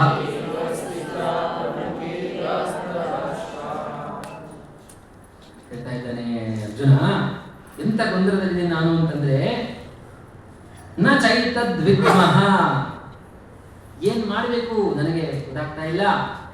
ಯಾಕೆ ಅಂತಂದ್ರೆ ಯಾವುದು ಬೆಟರ್? ನ ಚೈತದ್ವಿದ್ಮಃ ಕತರನ್ನೋ ಗರೀಯೋ, ಯಾವುದು ಉತ್ತಮವಾದದ್ದು, ಯಾವುದು ಸರಿಯಾದದ್ದು ನಂಗೆ ಗೊತ್ತಾಗ್ತಾ ಇಲ್ಲ. ಯದ್ವಾ ಜಯೇಮ, ಯದ್ವಾ ಜಯೇಮ ಅಂದ್ರೆ ಅವರನ್ನ ಸೋಲಿಸೋದು, ಯದಿವಾ ನೋ ಜಯೇಯುಹು ಅಂದ್ರೆ ಅವರಿಂದ ಸೋಲು ತಿನ್ನುವುದು. ಇವೆರಡರಲ್ಲಿ ಯಾವುದು ಗರಿಯ, ಯಾವುದು ಬೆಟರ್ ಗೊತ್ತಾಗ್ತಾ ಇಲ್ಲ ನನಗೆ. ಯಾನೇವ ಹತ್ವಾನ ಜಿಜೀವಿಷಾಮಸ್, ಯಾರನ್ನು ಸಾಯಿಸಿದ್ರೆ ನಮಗೆ ಬದುಕೋ ಆಸೆನೇ ಹೊರಟೋಗುತ್ತೆ. ನಮ್ಮ ತಾತನವರನ್ನ, ನಮ್ಮ ಗುರುಗಳನ್ನ ಸಾಯಿಸಿದ್ರೆ ನನಗೆ ಆಮೇಲೆ ಅವರನ್ನು ಸಾಯಿಸಿದ ಮೇಲೆ ಬದುಕಬೇಕು ಅಂತ ಆಸೆ ಇರುತ್ತೆ ನನಗೆ. ನನ್ನ ಅತ್ಯಂತ ಪ್ರೀತಿ ಪಾತ್ರರಾದ ಬಂಧು ಬಾಂಧವರನ್ನ ಸಾಯಿಸಿದ ಮೇಲೆ ಅವರು ಸತ್ತರೆ ನನ್ನ ಜೀವನ ಮಾಡಬೇಕು ಅನ್ನೋ ಆಸೆನೇ ಹೊರಟೋಗುತ್ತೋ ಅಂಥವರು ತೇ ಅವಸ್ಥಿತಾಃ ಪ್ರಮುಖೇ ಧಾರ್ತರಾಷ್ಟ್ರಾಃ. ಅಂತಹ ಧೃತರಾಷ್ಟ್ರನ ಮಕ್ಕಳು ಮತ್ತೆ ನಮ್ಮ ಬಂಧು ಬಾಂಧವರೆಲ್ಲ ತೇ ಅವಸ್ಥಿತಾಃ ಬಂದು ನಮ್ಮ ಮುಂದೆ ನಿಂತ್ಕೊಂಡಿದ್ದಾರೆ. ಪ್ರಮುಖೇನ ಮುಂಭಾಗದಲ್ಲಿ, ನಮ್ಮ ಮುಂಭಾಗದಲ್ಲಿ ಯಾರು ಸತ್ತರೆ ನಮಗೆ ಜೀವನ ಮಾಡೋ ಅರ್ಥನೇ ಹೊರಟೋಗುತ್ತೋ ಅಂತವ್ರು ನಮ್ಮ ಮುಂದೆ ಬಂದು ನಿಂತ್ಕೊಂಡಿದ್ದಾರೆ. ಅಂದ್ರೆ ಅಲ್ಲಿ ಕನ್ಫ್ಯೂಷನ್ ನೋಡಿ, ಇವ್ರು ಬದುಕಿದ್ರೇನೆ ನನ್ನ ಜೀವನದಲ್ಲಿ ಅರ್ಥ ಇರುತ್ತೆ, ಆದ್ರೆ ನನ್ನ ಮುಂದೆ ಇವಾಗ ನಿಂತ್ಕೊಂಡಿದ್ದಾರೆ, ಅವ್ರು ನಾನು ಸಾಯಿಸ್ಬೇಕಾಗಿದೆ. ಎಂಥ ಗೊಂದಲ, ಏನ್ ಮಾಡ್ಲಿ? ಸಾಯಿಸಿದ್ರೆ ನಾನು ಸಾಯಿಸ್ಕೊಂಡಂಗೆ ಲೆಕ್ಕ. ಯಾಕಂದ್ರೆ ನನ್ನ ಜೀವನದ ಮುಂದೆ ಏನ್ ಮಾಡ್ಬೇಕು ಅನ್ನೋ ಒಂದು ಅರ್ಥನೇ ಹೊರಟೋಗುತ್ತಲ್ಲ. ಇವ್ರು ನನ್ನ ಮುಂದೆ ನಿಂತ್ಕೊಂಡಿದ್ದಾರಲ್ಲ, ಏನ್ ಮಾಡ್ಲಿ ಕೃಷ್ಣ ಅಂತ ಕನ್ಫ್ಯೂಷನ್ ಇದ್ದೀನಿ. ಇಷ್ಟೆಲ್ಲ ಕನ್ಫ್ಯೂಷನ್ ಆದ್ಮೇಲೆ ನನಗೇನ್ ಮಾಡ್ಬೇಕು ಗೊತ್ತೇ ಆಗ್ತಾ ಇಲ್ಲಪ್ಪ ಅಂದ್ಬಿಟ್ಟು ಒಂದು ಶ್ಲೋಕ ಹೇಳ್ತಾನೆ. ತುಂಬಾ ಮುಖ್ಯವಾದ ಶ್ಲೋಕ ಗೀತೆಯಲ್ಲಿ. ಇಲ್ಲಿ ತನಕ ಅರ್ಜುನ ಹೇಳ್ತಾ ಇದ್ದು ಒಂದೇ ರೀತಿ ಆದ್ರೆ ಈ ಶ್ಲೋಕದಲ್ಲಿ ಅವನ ಮೂಡ್ ಚೇಂಜ್ ಆಗುತ್ತೆ. ತುಂಬಾ ಇಂಪಾರ್ಟೆಂಟು. ಅದಕ್ಕೆ ಈ ಶ್ಲೋಕದಲ್ಲಿ ಹೇಳ್ತಾ ಇವತ್ತಿನ ಈ ಪ್ರವಚನಕ್ಕೆ ನಾವು ವಿರಾಮ ಮಾಡೋಣ. ಶ್ಲೋಕ ಸಂಖ್ಯೆ 7. ಕಾರ್ಪಣ್ಯ ದೋಷೋಪಹತ ಸ್ವಭಾವಃ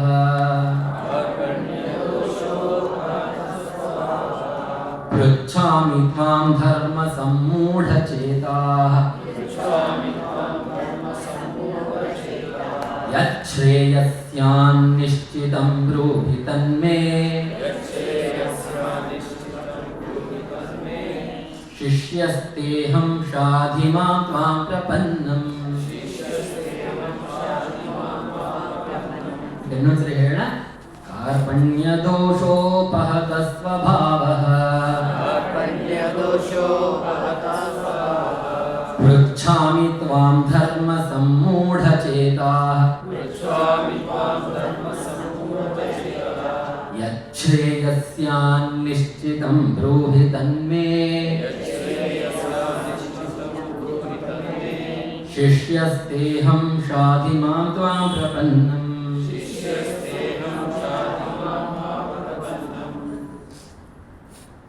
ಮೊದಲನೇ ಅಧ್ಯಾಯದಲ್ಲಿ ನಾನು ಯುದ್ಧವನ್ನು ಯಾಕೆ ಮಾಡಬಾರದು ಅಂತ ಹಲವಾರು ತನ್ನ ಕನ್ವಿಕ್ಷನ್ಸ್ ಅಂದ್ರೆ ಅವನ ಒಂದು ನಂಬಿಕೆಗಳು ಏನಿದೆ ಅನ್ನೋದನ್ನ ಹೇಳ್ಬೇಕಾನೆ ಅರ್ಜುನ.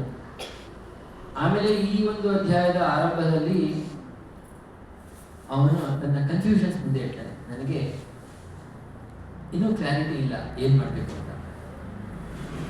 ಆಮೇಲೆ ಹೇಳ್ತಾ ಇದ್ದಾನೆ, ನನ್ನ ಈ ಗೊಂದಲಗಳಿಗೆ ಪರಿಹಾರ ಒಂದೇ ಒಂದು, ಅದು ನಿನ್ನನ್ನು ಶರಣಾಗಲು. ಕಾರ್ಪಣ್ಯ ದೋಷ. ಕಾರ್ಪಣ್ಯ ಅಂತಂದ್ರೆ ಕೃಪಣ ಭಾವ. ಕೃಪಣ ಭಾವ ಅಂತಂದ್ರೆ ಸಂಕುಚಿತ ಮನೋಭಾವ. ನಮ್ಮ ಮನಸ್ಸು ಆ ಒಂದು ವಿಚಾರದ ಬೇರೆ ಬೇರೆ ಆಂಗಲ್ಸ್, ಬೇರೆ ಬೇರೆ ದೃಷ್ಟಿಕೋನಗಳಲ್ಲಿ ಒಂದು ವಿಚಾರವನ್ನು ಚೆನ್ನಾಗಿ ಅನಲೈಸ್ ಮಾಡೋ ಒಂದು ಸಾಮರ್ಥ್ಯ ಇದ್ದರೆ ಅವಾಗ ನಾವು ತೆಗೆದುಕೊಳ್ಳೋ ನಿರ್ಧಾರಕ್ಕೆ ಒಂದು ಕಾನ್ಫಿಡೆನ್ಸ್ ಇರುತ್ತೆ ನಮ್ಮಲ್ಲಿ. ಅಂದರೆ ಚೆನ್ನಾಗಿ ಎಲ್ಲ ಆ್ಯಂಗಲ್ಸ್ ಅಲ್ಲಿ ಯೋಚನೆ ಮಾಡಿ ನಾನು ಡಿಸಿಷನ್ ತಗೊಂಡ್ರೆ ನನಗೊಂದು ನಂಬಿಕೆ ಇರುತ್ತೆ, ಆಯ್ತಪ್ಪ ಸರಿ ಅಂತ. ಆದರೆ ನಮ್ಮ ಮನಸ್ಸು ಯಾವಾಗ ಸಂಕುಚಿತ ಆಗೋಗುತ್ತೆ, ಎಲ್ಲ ರೀತಿ ಯೋಚನೆ ಮಾಡೋ ಸಾಮರ್ಥ್ಯವನ್ನು ಯಾವಾಗ ಕಳ್ಕೊಳ್ಳುತ್ತೆ, ಕೇವಲ ಒಂದೇ ದೃಷ್ಟಿಕೋನದಲ್ಲಿ ಫೋಕಸ್ ಆಗಿಬಿಡುತ್ತೆ, ಅಂಟ್ಕೊಂಡ್ಬಿಟ್ಟಿರುತ್ತೆ, ಅದನ್ನು ಬಿಡಿಸ್ಕೋತಾ ಇಲ್ಲ. ಅದಕ್ಕೆ ಕಾರ್ಪಣ್ಯ ದೋಷ ಅಂತ. ಕೃಪಣತೆ ಅಂದರೆ ಕೃಪಣರು ಏನವರ ಒಂದು ಮೈಂಡ್ ಸೆಟ್ ಅಂದರೆ ಒಂದೇ ಥರ ಯೋಚನೆ ಮಾಡ್ತಾರೆ, ಹಣವನ್ನು ಕೈಯಿಂದ ಕೊಡೋದೇ ಇಲ್ಲ. ಆದರೆ ನಾವು ಏನು ನೋಡ್ತೀವಿ ಜೀವನದಲ್ಲಿ ಅಂದರೆ ಆ ವ್ಯಕ್ತಿ ಸ್ವಲ್ಪನೂ ತನಗೋಸ್ಕರ ಏನು ಖರ್ಚು ಮಾಡದೇ ಇರೋನು ಏನು ಮಾಡ್ತಾನೆ ಅಂದರೆ ಚೆನ್ನಾಗಿ ಸೇವಿಂಗ್ಸ್ ಮಾಡಿ ಮಾಡಿ ಮಾಡಿ ಕಡೆಗೆ ಅದನ್ನು ಯಾರಿಗೂ ಬಿಟ್ಟು ಹೋಗಲೇಬೇಕಾ. ಯಾವುದನ್ನು ಅವನು ತಾನು ಒಂದು ದಿನ ಸರಿಯಾಗಿ ಊಟ ತಿಂಡಿ ಮಾಡಲಿಲ್ಲ, ಯಾಕಂದರೆ ಅದನ್ನು ಉಳಿಸ್ಬೇಕು ಅಂತ ಕಡೆ ಉಳಿಸ್ಬಿಟ್ಟು ಕಡೆಗೆ ಅದನ್ನು ತೊಗೊಂಡೋದು ಅವನು ಇಲ್ಲ. ಅದನ್ನೆಲ್ಲ ಬಿಟ್ಟು ಇನ್ಫ್ಯಾಕ್ಟ್ ಬಾಕಿಯವರೆಲ್ಲ ತಮ್ಮ ಮಕ್ಕಳಿಗೆ ಒಂದು 50 ಲಕ್ಷನೇನೋ ಕೊಟ್ಟರೆ ಇವನು 1 ಕೋಟಿ ಬಿಟ್ಟು ಹೋಗಿರ್ತಾನೆ ಎಲ್ಲ ಬಂದು ಶೇಖರಣೆ ಮಾಡಿ. ಮಕ್ಕಳಿಗೆ ಅಂತೆಲ್ಲ ಆ ಕಡೆಗೆ ಗೌರ್ಮೆಂಟೇ ತೊಗೊಂಡೋಗ್ಬೋದು, ಏನು ಬೇಕಾದ್ರೆ ಆಗ್ಬೋದು. ಅದರಿಂದ ಆ ಕೃಪಣ ಭಾವದಿಂದ ಯಾರಿಗೂ ಒಳ್ಳೆಯದಲ್ಲ, ಅವನಿಗೂ ಒಳ್ಳೆಯದಲ್ಲ, ವ್ಯಾಪ್ತಿಗೂ ಒಳ್ಳೆಯದಲ್ಲ. ಕಾರ್ಪಣ್ಯ ದೋಷ ಉಪಹತ ಸ್ವಭಾವ. ನನಗೆ ಈ ಕಾರ್ಪಣ್ಯ ದೋಷ, ಈ ಸಂಕುಚಿತ ಮನೋಭಾವ ನನಗೆ ಬಾಧಿಸ್ತಾ ಇದೆ. ಉಪಹತ ಸ್ವಭಾವ. ಅದರಿಂದ ನಾನೇನು ಮಾಡ್ತೀನಿ ಈಗ ಕೃಷ್ಣ ಅಂದರೆ ಪೃಚ್ಛಾಮಿ ತ್ವಾಂ, ನಿನ್ನನ್ನು ನಾನು ಪ್ರಶ್ನೆ ಮಾಡ್ತೀನಿ. ನೀನು ಮಾಡಬೇಕು ಅನ್ನೋದು ನೀನು ಮಾರ್ಗದರ್ಶನ ಕೊಡು. ಯಾಕೆ ಅಂದರೆ ಧರ್ಮ ಸಮೂಢ ಚೇತಸ್ಸು ಅಥವಾ ನನ್ನ ಮನಸ್ಸು ಏನಾಗಿದೆ ಅಂತಂದರೆ ಧರ್ಮ ಸಮೂಢ, ಮೌಢ್ಯತೆ ಆವರಿಸಿದೆ. ಏನು ಸರಿ ಏನು ತಪ್ಪು ಅಂತ ನಿರ್ಧಾರ ಮಾಡೋ ಸಾಮರ್ಥ್ಯನ ನನ್ನ ಮನಸ್ಸು ಕಳ್ಕೊಂಡಿದೆ. ಈಗ ಧರ್ಮ ಸಮೂಢ ಚೇತ ಆಗಿದ್ದೀನಿ. ಅದಕ್ಕೋಸ್ಕರ ಪೃಚ್ಛಾಮಿ ತ್ವಾಂ, ನಿನ್ನನ್ನು ಕೇಳ್ಕೊತೀನಿ ಕೃಷ್ಣ. ಯತ್ ಶ್ರೇಯಸ್ಯಾನ್, ಯತ್ ಶ್ರೇಯಸ್ಯಾನ್, ಯಾವುದು ನನಗೆ ಒಳ್ಳೆಯದೋ, ಯಾವುದು ನನಗೆ ಶ್ರೇಯಸ್ಕರವೋ, ನಿಶ್ಚಿತವಾಗಿ ಖಂಡಿತವಾಗಲೂ ಯಾವುದು ನನಗೆ ಒಳ್ಳೆಯದೋ, ಬ್ರೂಹಿತತ್, ಅದನ್ನ ನನಗೆ ಹೇಳು ಕೃಷ್ಣ. ಶಿಷ್ಯಸ್ತೇಹಂ, ನಾನು ನಿನಗೆ ಶಿಷ್ಯನಾಗ್ತಾ ಇದ್ದೀನಿ. ಇಲ್ಲಿ ತನಕ ಮಿತ್ರ ಭಾವದಲ್ಲಿ ನಿಂತು ನಾನು ವ್ಯವಹಾರ ಮಾಡ್ತಾ ಇದ್ದೆ, ನನಗದ್ರಿಂದ ಏನೂ ಲಾಭ ಆಗಲಿಲ್ಲ. ನಿನಗೆ ನಾನು ಈಗ ಶರಣಾಗ್ತೀನಿ, ಶಿಷ್ಯನಾಗ್ತೀನಿ. ಶಿಷ್ಯಸ್ತೆ ಅಹಂ ಶಾಧಿ. ಶಾಧಿ ಅಂತಂದ್ರೆ ಹಿಂದಿ ಶಾದಿ ಅಲ್ಲ, ಹಿಂದಿ ಶಾದಿ ಅಂದ್ರೆ ಮದುವೆ, ಇದು ಶಾಧಿ ಅಂದ್ರೆ ಧಿ. ಶಾಧಿ ಅಂತಂದ್ರೆ ನನಗೆ ನೀನು ಉಪದೇಶ ಮಾಡು, ಇನ್ಸ್ಟ್ರಕ್ಷನ್ಸ್ ಕೊಡು. ಶಾಧಿ ಮಾಂ, ನನಗೆ ತ್ವಾಂ ಪ್ರಪನ್ನಂ, ನಿನಗೆ ಶರಣಾಗತನಾದ ನನಗೆ ಉಪದೇಶ ಮಾಡು ಕೃಷ್ಣ ಅಂತ. ಸೊ ಈ ರೀತಿಯಾಗಿ ಎಲ್ಲ ಗೊಂದಲಗಳಲ್ಲಿ ಮುಳುಗಿದ್ದಂತಹ ಅರ್ಜುನ ಆ ಗೊಂದಲಗಳಿಂದ ಹೇಗೆ ಹೊರಗಡೆ ಬರ್ತಾನೆ ಕೃಷ್ಣನಿಗೆ ಶರಣಾಗಿ ಅನ್ನೋದು ಇನ್ನು ಉಳಿದ ಭಗವದ್ಗೀತೆಯ ಚರ್ಚೆ. ಇಲ್ಲಿಗೆ ಶರಣಾಗ್ತಾನೆ, ಇಲ್ಲಿಂದೀಚೆಗೆ ಕೃಷ್ಣ ಅವನಿಗೆ ಉಪದೇಶ ಮಾಡಲಿಕ್ಕೆ ಶುರು ಮಾಡ್ತಾನೆ. ಉಪದೇಶ ಮಾಡ್ತಾ ಇರಬೇಕಾದ್ರೆ ಅರ್ಜುನ ತನ್ನ ಸಂಶಯಗಳು ಬಂದಾಗೆಲ್ಲ ಕೃಷ್ಣ ಮುಂದೆ ಪ್ರಶ್ನೆ ಮಾಡ್ತಾ ಹೋಗ್ತಾನೆ. ಆ ಪ್ರಶ್ನೆಗೆ ಸಮರ್ಪಕವಾದ ಉತ್ತರವನ್ನು ಕೃಷ್ಣ ಕೊಡ್ತಾ ಹೋಗ್ತಾರೆ. ಮತ್ತೆ ಸಂಶಯ ಬಂದಿದ್ದನ್ನೆಲ್ಲ ಮತ್ತೆ ಪ್ರಶ್ನೆ ಮಾಡಿ ಮಾಡಿ ಮಾಡಿ ಒಟ್ಟು 2ನೇ ಅಧ್ಯಾಯದಿಂದ 18ನೇ ಅಧ್ಯಾಯ ತನಕ ಪ್ರಶ್ನೋತ್ತರಗಳೇ ಇಡೀ ಗೀತೆಯಲ್ಲಿ. ಕೃಷ್ಣ ಉತ್ತರ ಕೊಡೋದು, ಅರ್ಜುನ ಪ್ರಶ್ನೆ ಮಾಡೋದು ಆಗ್ತಾ ಆಗ್ತಾ ಹೋಗುತ್ತೆ.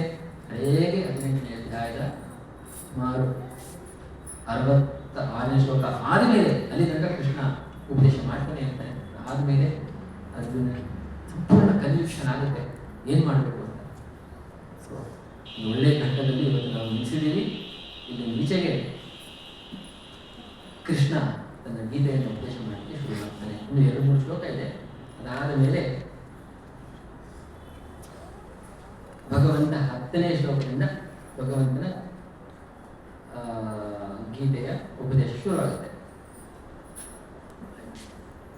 ಸಮಯ ಮುಗಿದಿದೆ, ಲೇಟ್ ಮಾಡೋಕ್ಕಾಗಲ್ಲ. ಅದಕ್ಕೆ ಇಲ್ಲಿಗೆ ನಮ್ಮ ಕಡೆಯಿಂದ ವಿರಾಮ. ಯಾರಾದರೂ ಒಂದು ಪ್ರಶ್ನೆ ಇದ್ದಲ್ಲಿ, ಅನಿಸಿಕೆ ಇದ್ದಲ್ಲಿ, ಅಭಿಪ್ರಾಯ ಇದ್ದಲ್ಲಿ ಅದನ್ನು ಹಂಚಿಕೊಳ್ಳಿ.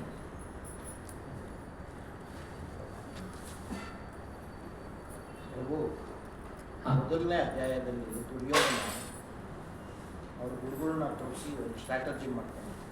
ನೋಡಿ ಗುರುಗಳೇ ಯಾರು ನಿಂತಿದ್ದಾರೆ, ಪ್ರತಿಜ್ಞ ನಿಂತಿದ್ದಾನೆ, ಅರ್ಜುನ ಇವೆಲ್ಲ ಅವ್ರನ್ನ ಮೋಟಿವೇಟ್ ಮಾಡ್ತಾನೆ.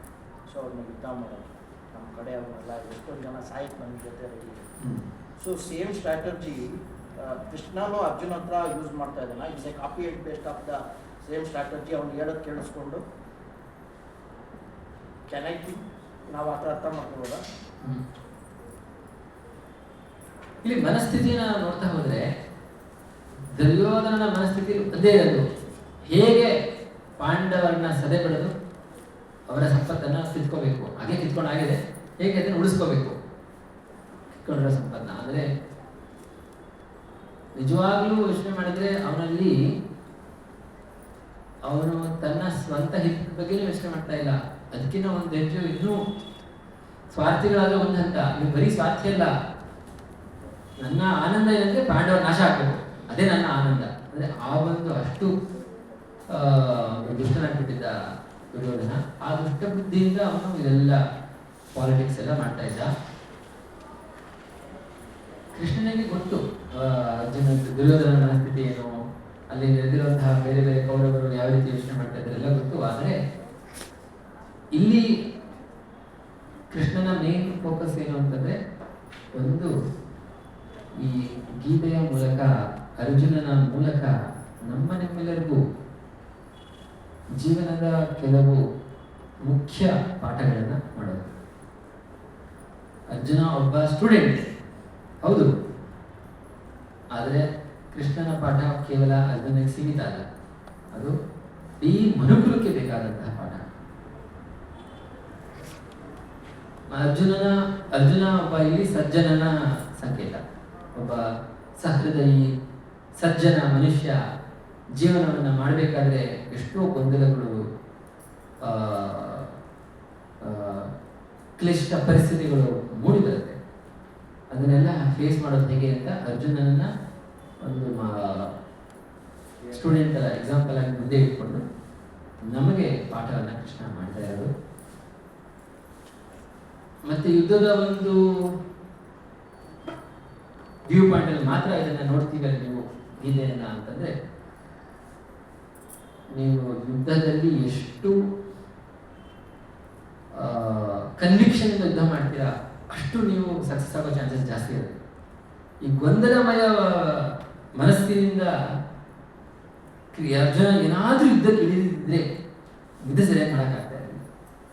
ಬಾಣ ಹೂಡ್ಬೇಕಾ ಬಿಡ್ಬೇಕಾ ಅನ್ನೋದು ಗೊಂದಲದಲ್ಲಿ ಇರ್ತಾ ಇದೆ. ಅದರಿಂದ ಇವನ ಮನಸ್ಸನ್ನು ಸೆಳೆದ ಪ್ರಮುಖ ಅಸ್ತ್ರ, ಪಾಂಡವರ ಪ್ರಮುಖ ಅಸ್ತ್ರನೇ ಅರ್ಜುನ ಮತ್ತೆ ಭೀಮ ಇದ್ರು. ಭೀಮಸೇನ ಫುಲ್ ಕ್ಲಾರಿಟಿ ಇತ್ತು ಏನ್ ಮಾಡಬೇಕು ಅಂತ, ಅವ್ರಿಗೇನು ಕನ್ಫ್ಯೂಷನ್ ಇರಲಿಲ್ಲ. ಕನ್ಫ್ಯೂಷನ್ ಇದ್ದಿದ್ದು ಅರ್ಜುನ್ಗೆ. ಅದರಿಂದ ಅರ್ಜುನನ್ನ ಸರಿಯಾಗಿ ರೆಡಿ ಮಾಡಿಲ್ಲ ಅಂತಂದ್ರೆ ಯುದ್ಧ ಗೆಲ್ಲೋ ಚಾನ್ಸಸ್ಸೇ ಇರಲಿಲ್ಲ. ಅದಕ್ಕೆ ಅರ್ಜುನನ್ನ ರೆಡಿ ಮಾಡಬೇಕು ಸರಿಯಾಗಿ ಅನ್ನೋ ಒಂದು ಆಲೋಚನೆಯಲ್ಲಿ ಕೃಷ್ಣ ಅವನ ಮನಸ್ಸಿನಲ್ಲಿ ಇದ್ದಂತಹ ಗೊಂದಲವನ್ನ ಸರ್ಫೇಸ್ ಮಾಡಿ ಅದನ್ನು ಹೊರತೆಗೆದು ಅದಕ್ಕೆಲ್ಲ ಮದ್ದನ್ನ ಕೊಡ್ತಾರೆ ಗೀತೆಯಲ್ಲಿ. ಅವಾಗ ಅರ್ಜುನ ಫುಲ್ ರೆಡಿ ಆಗ್ತಾರೆ ಯುದ್ಧ ಮಾಡೋಕ್ಕೆ. ಅವರ ಕನ್ವಿಕ್ಷನ್ ಸ್ಟ್ರಾಂಗ್ ಆಗುತ್ತೆ. ಆವಾಗ ನ್ಯಾಚುರಲ್ ಚೆನ್ನಾಗಿ ಯುದ್ಧ ಮಾಡಿ ಗೆಲ್ತಾರೆ. ಸೊ ಆ ಒಂದು ಅರ್ಥದಲ್ಲಿ ಕೃಷ್ಣ ಅರ್ಜುನನ್ನ ರೆಡಿ ಮಾಡ್ತಾರೆ ಯುದ್ಧಕ್ಕೆ.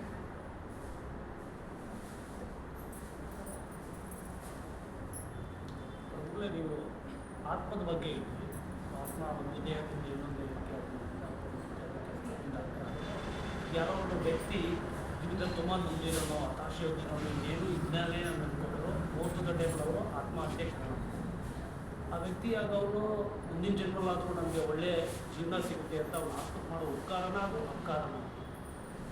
ಸ್ವಲ್ಪ ಜೋರಾಗಿ ಹೇಳಿ, ಅರ್ಧಂಬರ್ಧ ಕೇಳಿಸ್ತು, ಅದನ್ನು ಸರಿಯಾಗಿ ಉತ್ತರ ಕೊಡೋಣ. ಸೊ ಈಗ ಆತ್ಮ ಒಂದು ದೇಹದಿಂದ ಇನ್ನೊಂದು ದೇಹಕ್ಕೆ ಚೇಂಜ್ ಹಾಕೊಂಡು ಹೋಗುತ್ತೆ ಅಂತ ಹೇಳಿದ್ರೆ, ಯಾರಾದರೂ ಒಬ್ಬ ವ್ಯಕ್ತಿ ತುಂಬ ನೊಂದಿರೋನು, ಜೀವನದಲ್ಲಿ ಏನೋ ನಾಳೆ ಏನೋ ಇದೇ ಇಲ್ಲ ಅಂತ ಹೋಗಿ ಇದ್ದೇ ಇರೋರು ಮೋಸದ ಟೈಮ್ ಅವರು ಆತ್ಮಹತ್ಯೆಗೆ ಶರಣಾಗ್ತಾರೆ. ಆ ಥರ ಆದಾಗ ಅವರು ನೆಕ್ಸ್ಟ್ ಜನ್ಮದಲ್ಲಿ ಆತ್ಮಕ್ಕೆ ಒಳ್ಳೆ ಜೀವನ ಸಿಗಲಿ ಅಂತ ಮಾಡೋ ಉಪಕಾರನ ಅಪಕಾರನ ಅದು ಆತ್ಮಹತ್ಯೆ ಮಾಡೋದು, ಆತ್ಮಹತ್ಯೆ ಮಾಡ್ಕೊಳ್ಳೋದು ಸರಿಯಾದ ನಿರ್ಧಾರನ ಅಂತ ಪ್ರಶ್ನೆ ಆಗಿದ್ದರೆ ಖಂಡಿತ ಸರಿಯಾದ ನಿರ್ಧಾರ ಅಲ್ಲ. ಯೋಚನೆ ಬಂದು ನನಗೆ ಮುಂದಿನ ಜನ್ಮದಲ್ಲಾದರೂ ಒಳ್ಳೆ ಜೀವನ ಸಿಗಲಿ ಹಾ, ಆ ಥರ. ಹೌದು, ಖಂಡಿತವಾಗ್ಲೂ ಸಿಗೋದಿಲ್ಲ. ಯಾಕೆಂದರೆ ನಾವು ನಮ್ಮಲ್ಲಿರೋ ಲಿಮಿಟೇಷನ್ಸ್ ಆಗಿರ್ಬೋದು, ಸಮಸ್ಯೆಗಳಾಗಿರ್ಬೋದು, ಅದಕ್ಕೆ ಪರಿಹಾರ ಹುಡುಕಬೇಕು. ಅದು ಬಿಟ್ಟು ನಾನು ಫುಲ್ ಸ್ಟಾಪ್ ಹಾಕ್ಬಿಡ್ತೀನಿ ಪರಿಹಾರ, ಆತ್ಮಹತ್ಯೆ ಅನ್ನೋದು ಫುಲ್ ಸ್ಟಾಪ್, ನಿನ್ನ ಜೀವನ ಮುಂದೆ ಇಲ್ಲ, ಕಟ್ ಮಾಡ್ಕೊಂಡ್ಬಿಡ್ತೀನಿ. ನನಗೆ ಎಷ್ಟು ನೋವು ಏನೋ ಬಂದಿರುತ್ತೆ, ಅದನ್ನು ನಾವು ಫೇಸ್ ಮಾಡೋಕ್ಕೆ ನಮ್ಮ ಹೃದಯ ವೀಕ್ ಆಗಿರುತ್ತೆ, ಅದಕ್ಕೋಸ್ಕರ ಅದಕ್ಕೆ ಫುಲ್ ಸ್ಟಾಪ್ ಮಾಡ್ಕೊಂಡ್ಬಿಡ್ತೀನಿ.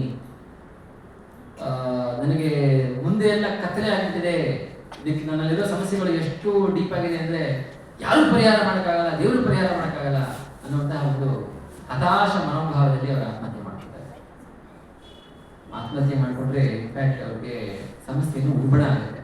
ಅಂದರೆ ಅವರ ಆಯುಷ್ಯ ಒಂದು 100 ವರ್ಷ 80 ವರ್ಷ ಇನ್ನೂ ಇತ್ತು, 20-30 ವರ್ಷಕ್ಕೆಲ್ಲ ಆತ್ಮಹತ್ಯೆ ಮಾಡಿಕೊಂಡ್ರೆ 50 ವರ್ಷ ಅವ್ರಿಗೆ ಮತ್ತೆ ದೇಹ ಇಲ್ಲ, ಪ್ರೇತಗಳಾಗಿ ಅಲಿಬೇಕು ಅವರು. ಬಹಳ ದೊಡ್ಡ ಸಮಸ್ಯೆ ಅದು. ಪ್ರೇತಗಳಾಗಿ ಅಲಿಯೋದು ಅಂದರೆ ಎಷ್ಟು ನೋವು ಅನ್ನೋದು ಆ ಪ್ರೇತಕ್ಕೆ ಗೊತ್ತು, ನಮಗೆಲ್ಲ ಅನುಭವ ಆಗಿರ್ಬೇಕು, ಗೊತ್ತಿಲ್ಲ. ಬಟ್ ಇವಾಗಂತೂ ನಮ್ಗೆ ಗೊತ್ತಿಲ್ಲ ನೋವು ಎಷ್ಟು ಅಂತ. ಬಹಳ ನೋವು. ಯಾಕಂದರೆ ನೀನು ಪ್ರೇತ ಆತ್ಮ ಅಂತಂದರೆ ನಿನ್ನ ಆಸೆ ಆಕಾಂಕ್ಷೆಗಳು ಎಲ್ಲವೂ ಇದೆ, ಆದರೆ ಅದನ್ನು ಪೂರೈಕೆ ಮಾಡ್ಕೊಳ್ಳೋಕೆ ದೇಹ ಇಲ್ಲ. ಪ್ರೇತ ಆತ್ಮಹತ್ಯೆ ಮಾಡಿ ಇವಾಗ ಏನು ಸಮಸ್ಯೆ ಅಂತ ಅಂದ್ಕೊಂಡು ಅವರು ದೇಹ ತ್ಯಾಗ ಮಾಡ್ತಾರೆ, ಅದರ ಸಮಸ್ಯೆ ಇನ್ನೂ ಡಬಲ್ ಆಗುತ್ತೆ ಅಷ್ಟೇ. ಖಂಡಿತವಾಗ್ಲೂ ಪರಿಹಾರ ಅಲ್ಲ ಆತ್ಮಹತ್ಯೆ, ಮಾಡ್ಕೊಳ್ಳೇಬಾರ್ದು, ಶಾಸ್ತ್ರಕ್ಕೆ ವಿರುದ್ಧ. ಆಯ್ತಾ? ಅಜ್ಞಾನದಲ್ಲಿ ಮಾಡ್ಕೊತಾರೆ ಅಷ್ಟೇ ಇವತ್ತು, ತಿಳುವಳಿಕೆಯಿಂದ ಮಾಡ್ಕೊಳ್ಳೋದು. ಅದು ಜೀವನ ಖಂಡಿತವಾಗ್ಲೂ ಅಂತ ಇಬ್ಬರು ಆಗೋದಿಲ್ಲ. ಮತ್ತೆ ಈ ಸಮಸ್ಯೆ ಅವರಿಗೆ ಬರಲೇಬೇಕು, ಅವರ ಅದಕ್ಕೆ ಪರಿಹಾರ ಮಾಡಿಕೊಳ್ಳೇಬೇಕು. ನಾವು ಎಕ್ಸಾಮ್ನ ಬಂಕ್ ಕೊಡಿದ್ರೆ ಪಾಸ್ ಆಗ್ತೀರಾ, ಮತ್ತೆ ಎಕ್ಸಾಮ್ ಕಟ್ಟಲೇಬೇಕಲ್ವಾ? ಸೊ ಆತ್ಮಹತ್ಯೆ ಮಾಡ್ಕೊಳ್ಳೋದು ಎಕ್ಸಾಮ್ ಬಂಕ್ ಕೊಡಬೇಕು ಅಷ್ಟೇ.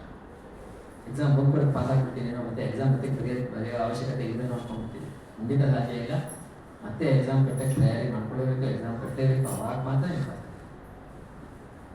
ಹಿಂದಿನ ಜನ್ಮದಲ್ಲಿ ನಾವು ಮಾಡಿದ ತಪ್ಪು ಕೆಲಸಗಳಿಂದ ಈ ಜನ್ಮದಲ್ಲಿ ನಾವು ಕಷ್ಟ ಸುಖ ಅನುಭವಿಸ್ತಾ ಇರ್ತೀವಿ. ಅಟ್ಲೀಸ್ಟ್ ಈ ಜನ್ಮದಲ್ಲಾದ್ರೂ ನಾವು ಒಳ್ಳೆ ಕೆಲಸ ಮಾಡಿ ಮುಂದಿನ ಜನ್ಮ ಒಳ್ಳೆಯದಾಗೋ ಥರ ನೋಡ್ಕೋಬೇಕು. ನಾವು ಆತ್ಮಹತ್ಯೆ ಮಾಡ್ಕೊಳ್ಳೋದ್ರಿಂದ ಅದಕ್ಕೆ ಪ್ರೋತ್ಸಾಹ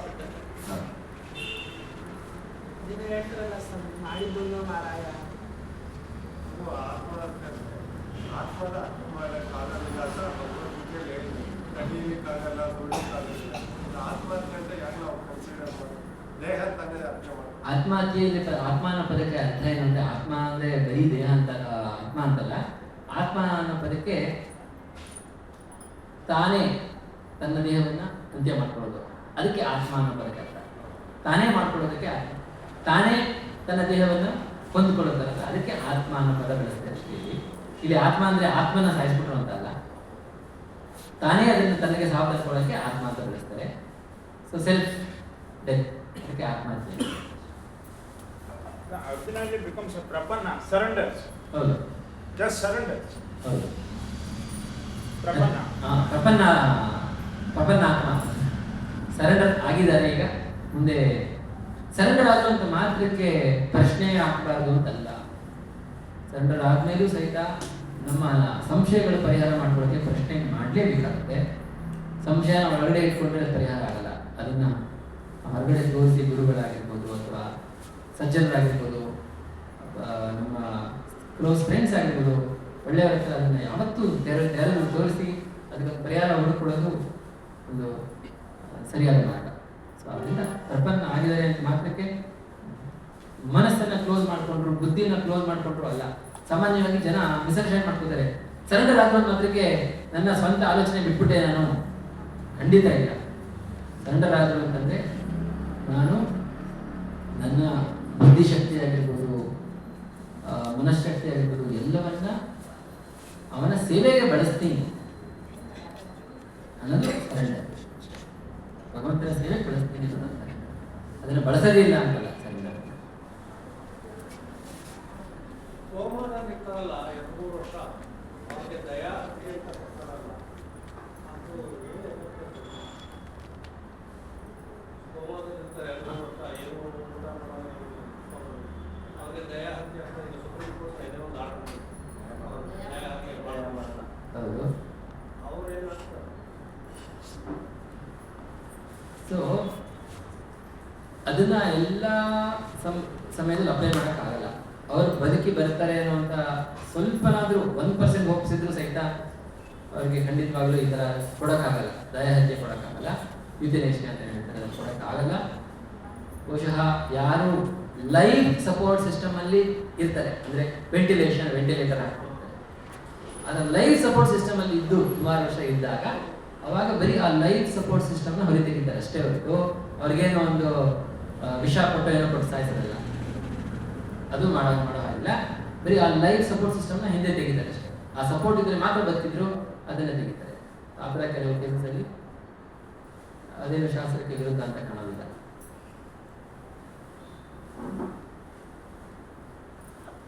ಹರೇ ಕೃಷ್ಣ. ಇಲ್ಲಿಗೆ ಚರ್ಚೆಗೆ ವಿರಾಮ ಸಮಯ ಆಗಿದೆ. ಗದ್ರಾ ಶ್ರೀಮದ್ ಭಗವದ್ಗೀತಾ ಕಿ ಜೈ, ಶ್ರೀ ಪ್ರಭುಪಾದ ಕಿ ಜೈ. ಹರೇ ಕೃಷ್ಣ ಕೃಷ್ಣ ಕೃಷ್ಣ ಹರೇ ಹರೇ, ಹರೇ ರಾಮ ಹರೇ ರಾಮ